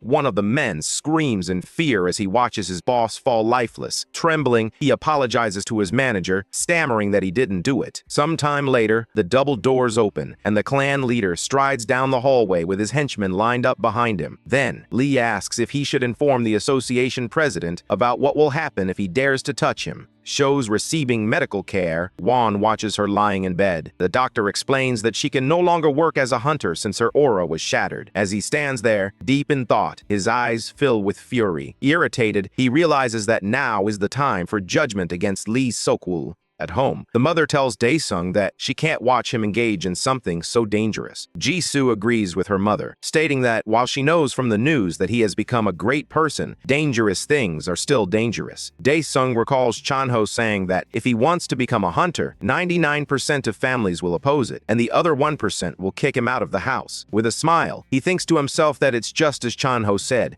Fujoma tells him that, as his mother, if he falls or something goes wrong like last time, she won't be able to handle it. Dae-sung interrupts, saying he has already signed a contract with Chan-ho's clan. Jisoo asks if that's the clan of his friend Chan-ho, and then questions whether he signed a contract with the Seoul clan. Suddenly, our hero opens his inventory and reaches inside, leaving his mother shocked. His sister then asks why he's suddenly doing magic. He responds by throwing a package full of money onto the table. Dae-sung mentions that he received an initial payment from the Seoul clan and asks his mother to pay off everything she owes, suggesting she use the rest for daily expenses. There is a substantial amount of money involved. His mother, still in shock, asks when he received the initial payment, while his sister, feeling happy, adds that they even paid in cash. Dae-sung wonders why they are so surprised, reassuring them that he will earn even more in the future. He tells his sister to focus on her studies and assures his mother that he will take care of the house. From now on, he will protect both of them. The two are touched by this promise but remain silent. Feeling awkward, he asks what kind of reaction that is, wondering if it wasn't supposed to make them happy. Ajima wipes her tears and reassures him that it's okay, while Jisoo admits it's frustrating, but seeing the money changes her mind. Our hero reflects that if this is the reward for coming back from hell, it seems very worthwhile.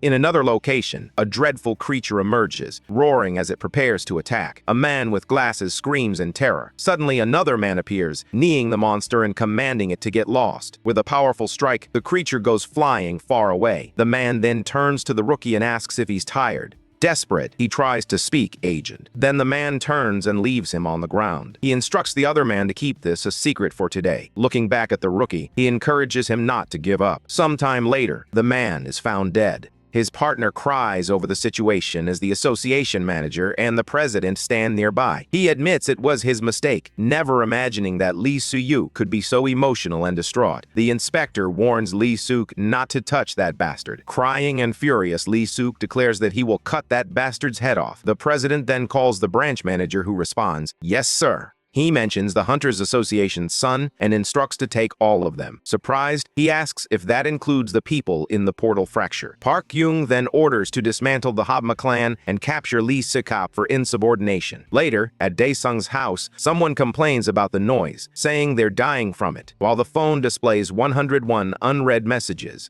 Our hero, sporting dark circles under his eyes as if he just woke up, checks his phone. Dae-sung wonders why he's receiving so many annoying spam messages. Among them, one requests that he call back as soon as he wakes up. Later, outside the house, our hero calls Son-chan to ask what's wrong. He announces that he won the auction for a Sea Cranks portal, which excites our hero. He explains that from now on, it's all about money, and all he has to do is sweep it all in. Meanwhile, several security cars are heading toward their destination. At the Haba clan headquarters, the cars come to a stop, and several people begin to disembark. They move toward the clan and quickly get into formation, led by the awakened A-rank Kim Kai-hong. Someone gives the command for the Hunters team, First Assault, and for the 2nd Cavalry Regiment. He instructs that if they are insubordinate, they should be subdued like any normal person, adding that awakened ones can be killed. Kim then gives the command to advance. The attack platoon approaches the building and moves through the structure. Suddenly, the leaders stop in the main hall, taken aback by the sight before them. Bodies are scattered everywhere, with some still alive. Surprised by the scene, the man exclaims, "What the hell is this?" and turns to his boss, asking what they should do next.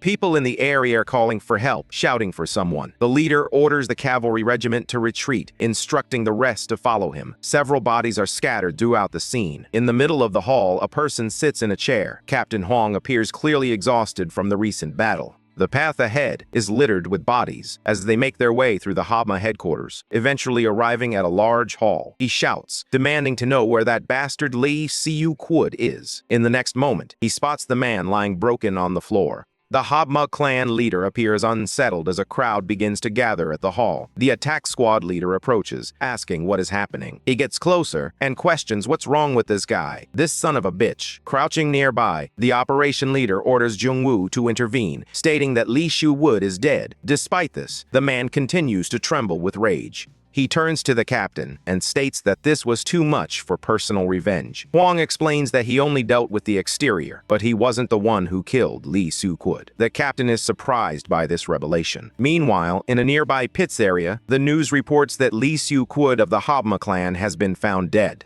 The main suspect is Kwang Jun, the director of the Seoul clan. More awakened members of the Habma clan have been found dead, and drugs were discovered at the scene. The old man curses, wondering why there has been no contact. He believes he created a clan of Dorma himself since he hasn't received any offers. If this continues, he fears he will starve to death before encountering a monster. Suddenly, the phone rings, and the old man grabs it, looking surprised. Whatever he sees on the phone makes him happy. A car speeds down the street as Chan-ho mentions that Dae-sung has rejected about 10 clan offers. His friend confirms this, noting that there's a lot of hunter gear visible in their homes. Our hero questions who cares about those items, believing they would faint if they saw the gear that came from hell. He wonders if a Kang's portal can actually make money. Chan-ho claims he's crazy for revealing that the cost to clear a C-crank portal is 50 billion, or 30 billion without taxes and fees. Shocked, Dae-sung questions if that means there's a 40% tax, expressing his frustration by calling them bastards. However, Chan-ho counters that with an alternative. He can earn more money from other cores. He mentions that he also contacted the doorman and asks if Dae-sung will really be okay alone. Dae-sung responds, alone, and suggests that Chan-ho should go too. Chan-ho falls silent, sweating nervously, and asks what his friend just said, repeating the question in disbelief. Dae-sung mentions that he registered him as his doorman, but finds the paperwork to be a headache, so he asks Jisoo for help. Feeling a bit scared, Chan-ho thinks this guy is going to get him killed. The military has isolated the portal area, and sometime later, Ardu arrives at the location. The soldier greets them and requests to see the portal pass. Chan-ho pulls out his documents and presents them.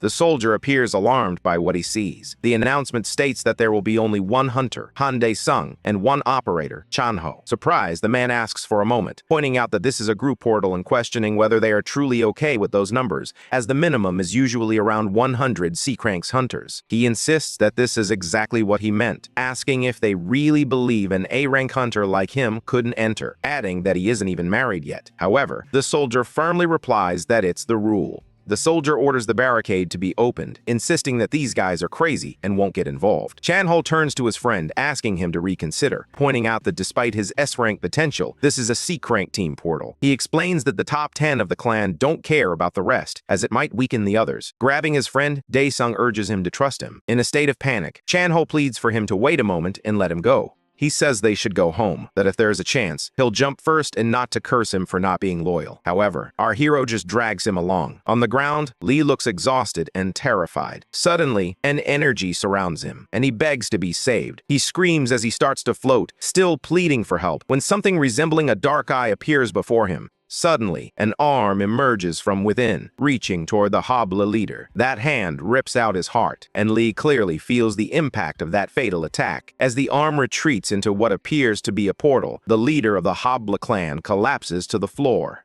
In the meeting room, the agents and the association director watch a recording of the incident. The director mentions Lee Suk-woo and questions whether they can confirm who was in command. The inspector explains that there was only one camera, making it impossible to conduct an autopsy on the body, and adds that no aura ability was identified. Park, feeling frightened, concludes that it must be a real ghost. Meanwhile, back at the portal, the military is on the move. The old man arrives expressing his gratitude for their hard work and introduces Ga-sung, the hunter, who will be in charge of handling the products today. Confused, the soldier asks if this is related to product processing and wonders why Ga-sung is there so early, considering it has only been 30 minutes since the portal opened. He questions whether it isn't Han Da-sam who is attacking today and asks Ga-sung to wait a moment. As he checks a paper, the man confirms, "That's right, it's correct." The old man celebrates, exclaiming, "Great!" He believes it's a teen portal, feeling lucky even though no one had a doorman call. With this opportunity, the hunter is set to become a big star. It's like winning the lottery. On test day, inside a cave on the snowy mountain, something strange seems to have occurred. Jim contemplates his desire to live as he undergoes regeneration. He wants to live and take his revenge when suddenly something appears in front of him. This entity asks if he truly desires revenge and if he would allow it. As it speaks, it simply laughs. Meanwhile, back at the portal, the dude has just entered it.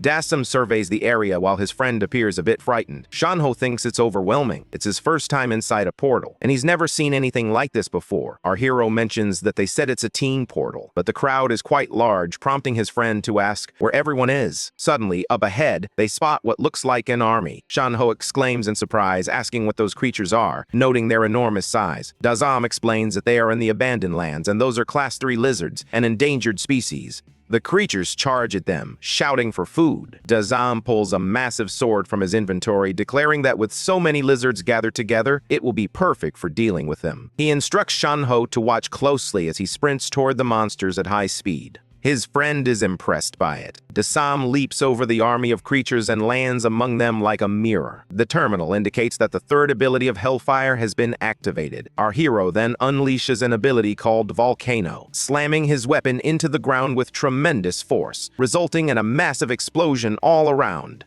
The lizards begin to burn, unable to defend themselves. Some try to run, while others scream in terror. Just a few seconds later, the army is wiped out, leaving our hero standing in the midst of a scorched landscape. Shanho wonders if that is truly his friend. Dasam stands among the pile of dead lizards, thinking it smells like roasted seaweed. Shanho admits he's a bastard, while Anawagi suggests that his friend might have called him a jerk for hiding his strength and being unafraid of anything. Dazam declares that he'll show him now. Then, his friend announces that they've decided to take action, not in Korea, but as part of a clan with global power. Outside, people are surprised to see that the portal has been cleared in under an hour. A startled soldier identifies it as a portal fracture and orders his partner to contact headquarters, which the other soldier confirms. An old man, equally surprised, points and tells them to look, as it seems someone is emerging from inside. Just then, our hero casually steps out, followed closely by his super excited friend. Shanho proudly announces that the portal is cleared, allowing them to address the byproducts. Frightened by this news, the soldier questions whether it has truly been cleared and wonders how that could have happened. The old man hands over a card from the Doorman clan and reveals that he is on Dasam, the hunter who took the test with him last time. He explains that he is in charge of handling the byproducts today, prompting our hero to think that they share the same name.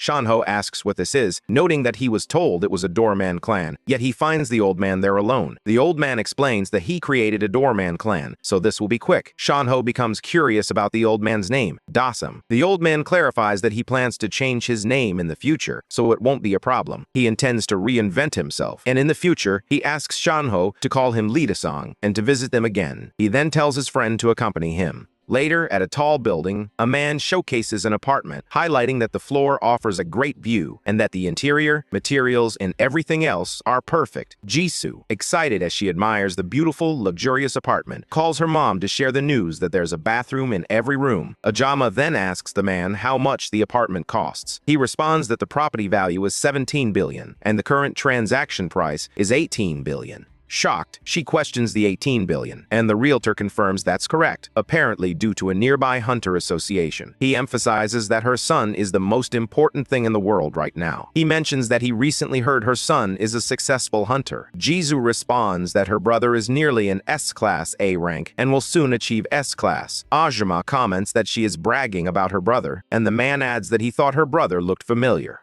Dae-sung expresses his interest in the house and inquires about a discount for paying up front. The man explains that, as an A rank, Dae-sung qualifies for a preferential contract and can receive a discount of about 2 million due to his contributions to safety. He adds that the house is pricey because it belongs to an S rank. Curious, Dae-sung asks how much the deposit would be if he were an S class. The man laughs and responds that it would be around 10 million. The two women are stunned by the price. Dae-sung considers that he could buy the house for 8 billion. Meanwhile, it's nighttime in the city. Cars pass by and people go about their routines. A woman glances back, worried about who might be following her. The woman quickens her pace, but suddenly, distracted, she bumps into someone. Frightened, she asks who he is. The bizarre figure tells her not to be afraid, explaining that she has been chosen and should be grateful. The woman is terrified by the person who has been revealed. Sometime later, at the National Police Agency's autopsy department, someone notes that this is a woman who died in the same manner as Suku, but in Seoul. This marks the 10th victim found. One of the officers insists that the public investigation through the media cannot be postponed. Meanwhile, one of the investigators speculates that it could only have been a murder committed by someone awakened. He says he thought the monster portals had finally calmed down, but now there's a serial killer on the loose. One of them asks the boss to let him handle it, insisting that he'll catch the killer. The boss believes, for now, that they have no choice but to assume it's the same killer as Suku. He then responds that, moving forward, they should focus on locating the portals at headquarters. He adds that they should go public with the news, turning it into a public investigation, which will garner active support from the investigation agency.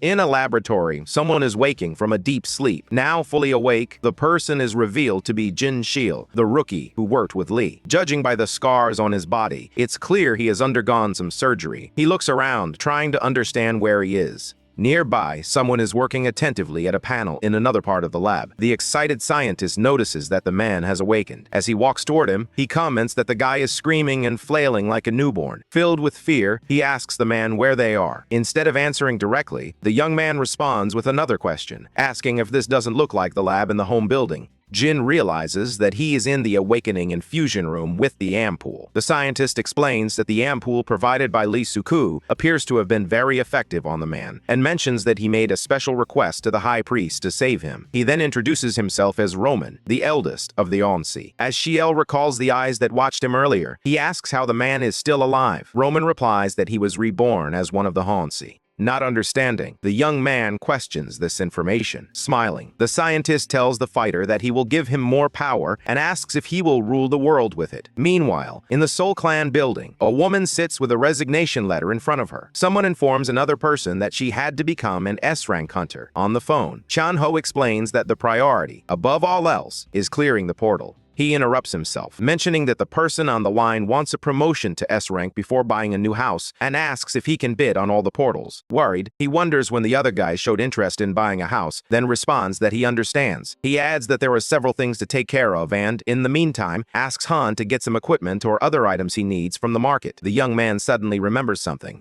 The young man stands on the street, admitting that he forgot the equipment. A terminal asks if the hero wants to proceed with the implementation of the ruler's field. He requests that it be executed. The terminal informs him that there are a total of 6 types of fields: Predator Forest, Ghost King's Territory, Flamed King's Territory, Exterminator's Nest, and 2 others. Diazong chooses field number 5, which is Balark's Iron Fortress. The terminal reveals that the rulers of each field have had their minds erased by the transcended beings of the heavens, and the goal is to defeat them. The next terminal prompts our hero to confirm whether he wants to initiate Protocol 212, which leads to the Iron Castle 45 years before the current time. Our boy gives his confirmation. A series of images flashes through the hero's mind as if data were being downloaded from that place. Diazong observes the images and braces himself for what lies ahead. He knows it will be a tough battle. A portal appears in front of the fortress, revealing a wooden shield bearing a sun symbol and a powerful scimitar in hand. Our hero arrives on the map, but he doesn't seem too happy about using such elements. "Want to drive?" said the frustrated young man. "They made me weaker to carry out this mission." Back at the CHA, the Hunters Association, several newspapers report worrying news about someone who has caused a lot of trouble for the association. The branch chief orders a subordinate to send an official note to each clan as indicated on the envelope and to pin a notice on the Hunters bulletin board. Just then, someone enters the room looking for the manager. The 2 men watch the newcomer, waiting for her to speak. The winner reports that a teenager failed to clear the Level B portal with the Ocean Clan. The employee notes that this clan is one of the 4 clans in Korea that belongs to Baek Heron, and he knows it has awakened. The woman explains that the monster's compatibility didn't match the aura of Baek's skill, which is why the teen needs the support of another S-class hunter. The chief reflects that fractures occur if the portal isn't cleared within 12 hours. Fortunately, the one requesting assistance is Baek Heron himself. In Heron's name, the manager orders them to locate S-Class Lee Chong-shik and Seo Dong-kul, asking for their cooperation. The young man wonders if anyone would dare refuse the request of the great Baek, Korea's #1 healer hunter. The woman explains that one person would refuse, Riva Soyeon from the fortress, due to their rivalry. Interrupting the conversation, the manager suggests that, if necessary, they should use air transport to avoid any bad luck, and the other 2 understand the urgency of the situation. Watching from afar, a part of the city resembles a ghost town, as if it were preparing for a zombie invasion. Meanwhile, at the Hope Orphanage, several children are enjoying themselves in the playground under the supervision of an adult. A boy jokes that he is the strongest hunter and will easily defeat another child. The second child, feeling sad, replies that he won't be the monster because he hates them. A man approaches the two children and asks how she thinks her father fights them. He is Sai Dong-chul, a level 2 S-class awakened from the Crow clan. Striking a martial arts pose, the boys prepare to attack, shouting together, "Monster!" Then, the three of them have fun as the man pretends to be a monster while the children try to defeat him. A nun approaches in a hurry, calling for the director. With the boys hanging onto him, the man asks what happened. The sister informs him that an urgent message has been issued by the Hunters Association, asking the nun to take care of the children. He explains that he must go to the gate. As he walks away, the woman urges him to be careful and not to get hurt. He replies that he is South Korea's #1 great hunter and tries to reassure her that everything will be fine. Meanwhile, on Jeju Island at the C-rank portal, a group of hunters gathers to close it. Suddenly, someone walks calmly out of the portal. Lee Chang-sik, an S-class awakened from the Chosun group and the top-ranked hunter in Korea, steps out, feeling bored by the ease of the mission. The group, arranged in 2 rows to form a corridor, bows their heads in gratitude for the hunter's efforts. The apprentice explains to her master that she received an official request from the association in Baekar Rin's name, asking for assistance in attacking another portal. The man questions why such a powerful hunter would need help. As he watches the helicopter fly overhead, Lee recalls that the young woman was very beautiful. Someone stands atop an activated portal, and Han is unsure of what is about to unfold. A horned creature begins to slowly emerge from the portal. Once fully out, the beast kneels, leaning on its weapon, while Daesung watches from the bottom of the stairs. The enemy activates a power that envelops its entire body. The difficulty is unknown, and the objective is to defeat the gatekeeper without a time limit. The task is to deal with the enemy, and the reward includes conquest points and 10,000 implementation. Our hero realizes that he will be defeated if he attempts to confront the enemy in his current state. For this mission, he has access to the priest's Odie's sword and the great ice giant's shield. Sitting on the ground, the young man begins to contemplate how he can achieve victory with the resources at his disposal. He tries to recall how to defeat the creature, but nothing comes to mind. As he stares at his weapons, searching for a solution, an idea suddenly lights up his thoughts: an ice shield. He then turns his gaze to the warrior dragon, which seems to patiently await its opponent. In the next moment, our hero exclaims to himself, "Eureka!" Somewhere else in the city, at the entrance of the B-ranked portal, security guards stand watch, protecting the area with tape and instructing journalists not to cross. A reporter informs a news outlet about his location, revealing that the Ocean Clan is gearing up for a second attack after their failed attempt to capture the first portal. Meanwhile, 2 guards, resembling characters from Men in Black, express their annoyance, questioning how these vultures managed to obtain all this information. Amazed, the crowd watches as the Ocean Clan approaches, accompanied by the incredible Bake. They eagerly ask the woman for an update on the mission's progress. Standing back is Heron, an S-class hunter from the Ocean Clan, while reporters bombard her with questions about the mission's failure and even her dating preferences. The crowd appears mesmerized by the beautiful woman, showering her with compliments about her appearance and fighting prowess. She approaches a journalist and kindly asks to borrow his microphone, and the man can hardly believe his luck. She begins to explain the mission, stating that she will block the B-rank's opening and will rely on the help of the 2 best hunters in Korea. The reporters wonder who could possibly be better than their muse, and some suggest 2 possible names. The announcement confirms the rumor, revealing that the 1st and 2nd places in the South Korean rankings are indeed present: Lee Chang-sik and Seo Dong-kyul. As they absorb the information, people try to understand how the men arrived so quickly at the portal entrance. Lee expresses admiration, noting that even though the previous attack failed, she remains resolute. He suggests that the girl enjoys the spotlight, suspecting she might be the one who leaked information. Cheerfully, the woman approaches the 2, suggesting they should go together. Meanwhile, journalists argue among themselves, rushing to send out the news, while another crafts a catchy headline about the B-rank breach involving Elise Seo Baekdu.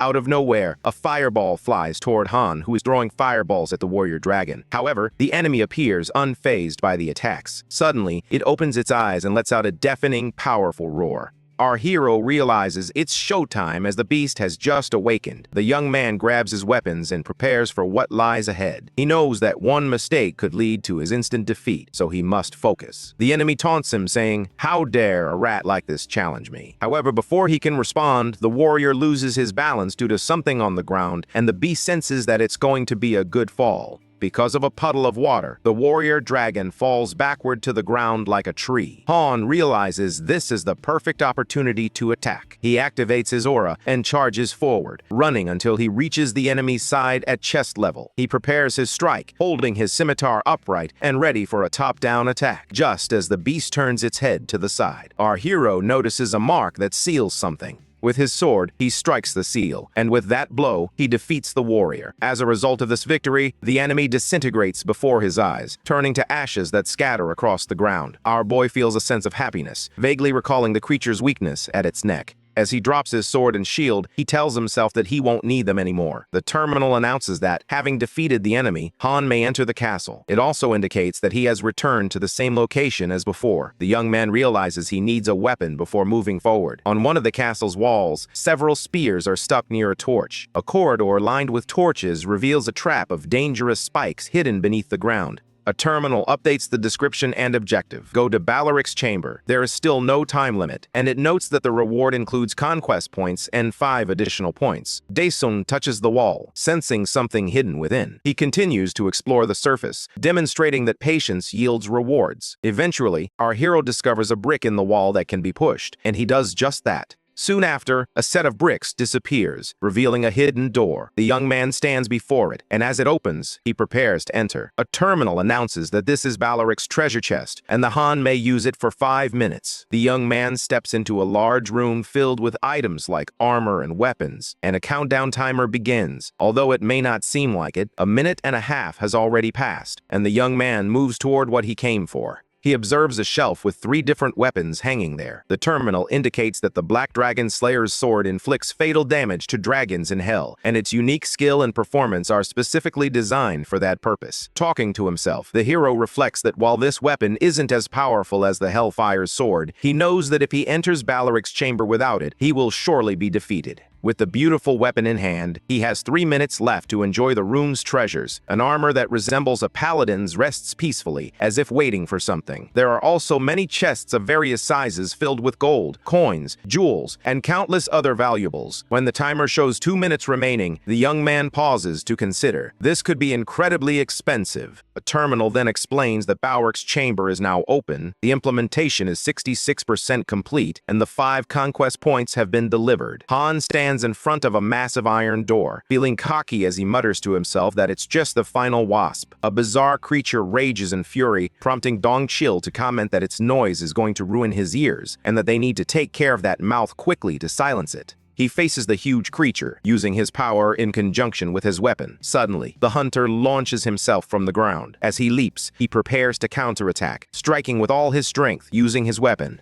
A massive explosion of energy erupts, and he looks back, shouting for them to attack now. The group of hunters charges forward, yelling and brandishing their weapons. They begin their relentless assault on the monster, screaming for it to die and calling it a beast. One of them exclaims that he can't cut through it. From behind, Han shouts encouragement, praising their efforts and telling him to finish it. Behind her, someone calls her name and asks if she's sure she'll go on a date if he approves it. She is surprised by Chang's condition. Then, she uses her healing aura ability. Feeling better, he gets up and says, "Nice." She asks him why he's acting that way. He turns to Heron and says it's a gift. Lying there is a dangerous type of monster, a Class 2 Overking. Surprised, she asks if he defeated an Overking by himself. Hugging her, he asks if he doesn't look cool. Annoyed, she demands that he take his hands off her. Someone yells for everyone to avoid Jessica and instructs them to bring the injured guy back. Using his power, Dong Shu feels surprised, as it has been a while since he had to carry someone. As he returns to the fight, he reminds her to keep the promise about their date. In the next moment, he takes off with a burst of speed and vanishes. Confused, she wonders if she actually made a promise.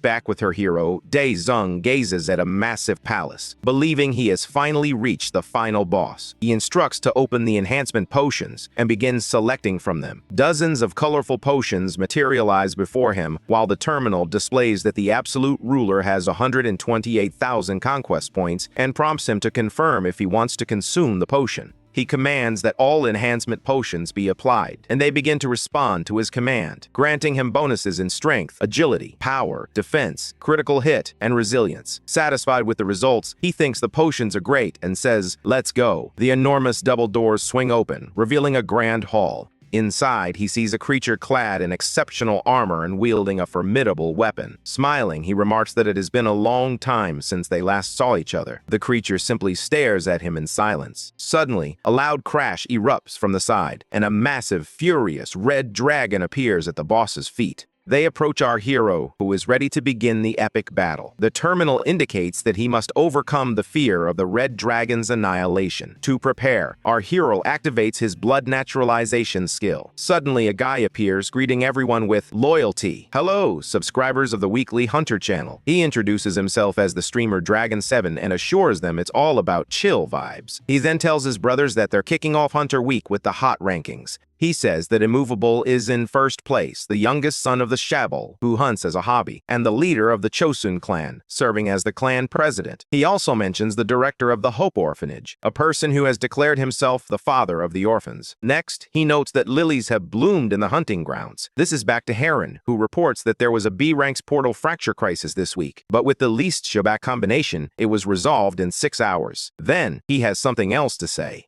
Sitting at his computer, he says, "What? I think I've seen this guy somewhere before." He wonders if it's possible for a solo conclusion to be made on a teen-type portal. He thinks not, but he feels he recognizes him. Excitedly, he wonders if it's the older guy from the other day. Later, at the Hunters Association, someone reads the news. They ask who will succeed the Hama clan, mention that the leader of the Soul clan was arrested, and report that Daesung cleared a Type C portal alone. That guy believes the speed at which portals are being closed is increasing. Another guy calls out to Jayak, suggesting they go for drinks today. However, Jayak replies that he has some things to take care of at home and plans to go home instead. The guy responds that it's fine. They can go another time. Jayak agrees while continuing to work on his computer. He glances at a map filled with glowing red markers and remarks that they are running out of offers, so he will need to change the mood. Elsewhere, a huge red dragon smirks as it watches our hero. Suddenly, it unleashes a blast of fire at Daesung. Our hero reacts swiftly with a simple strike, hitting the dragon directly. The monster roars, spewing fire and fury, while our hero pierces it with his powerful sword.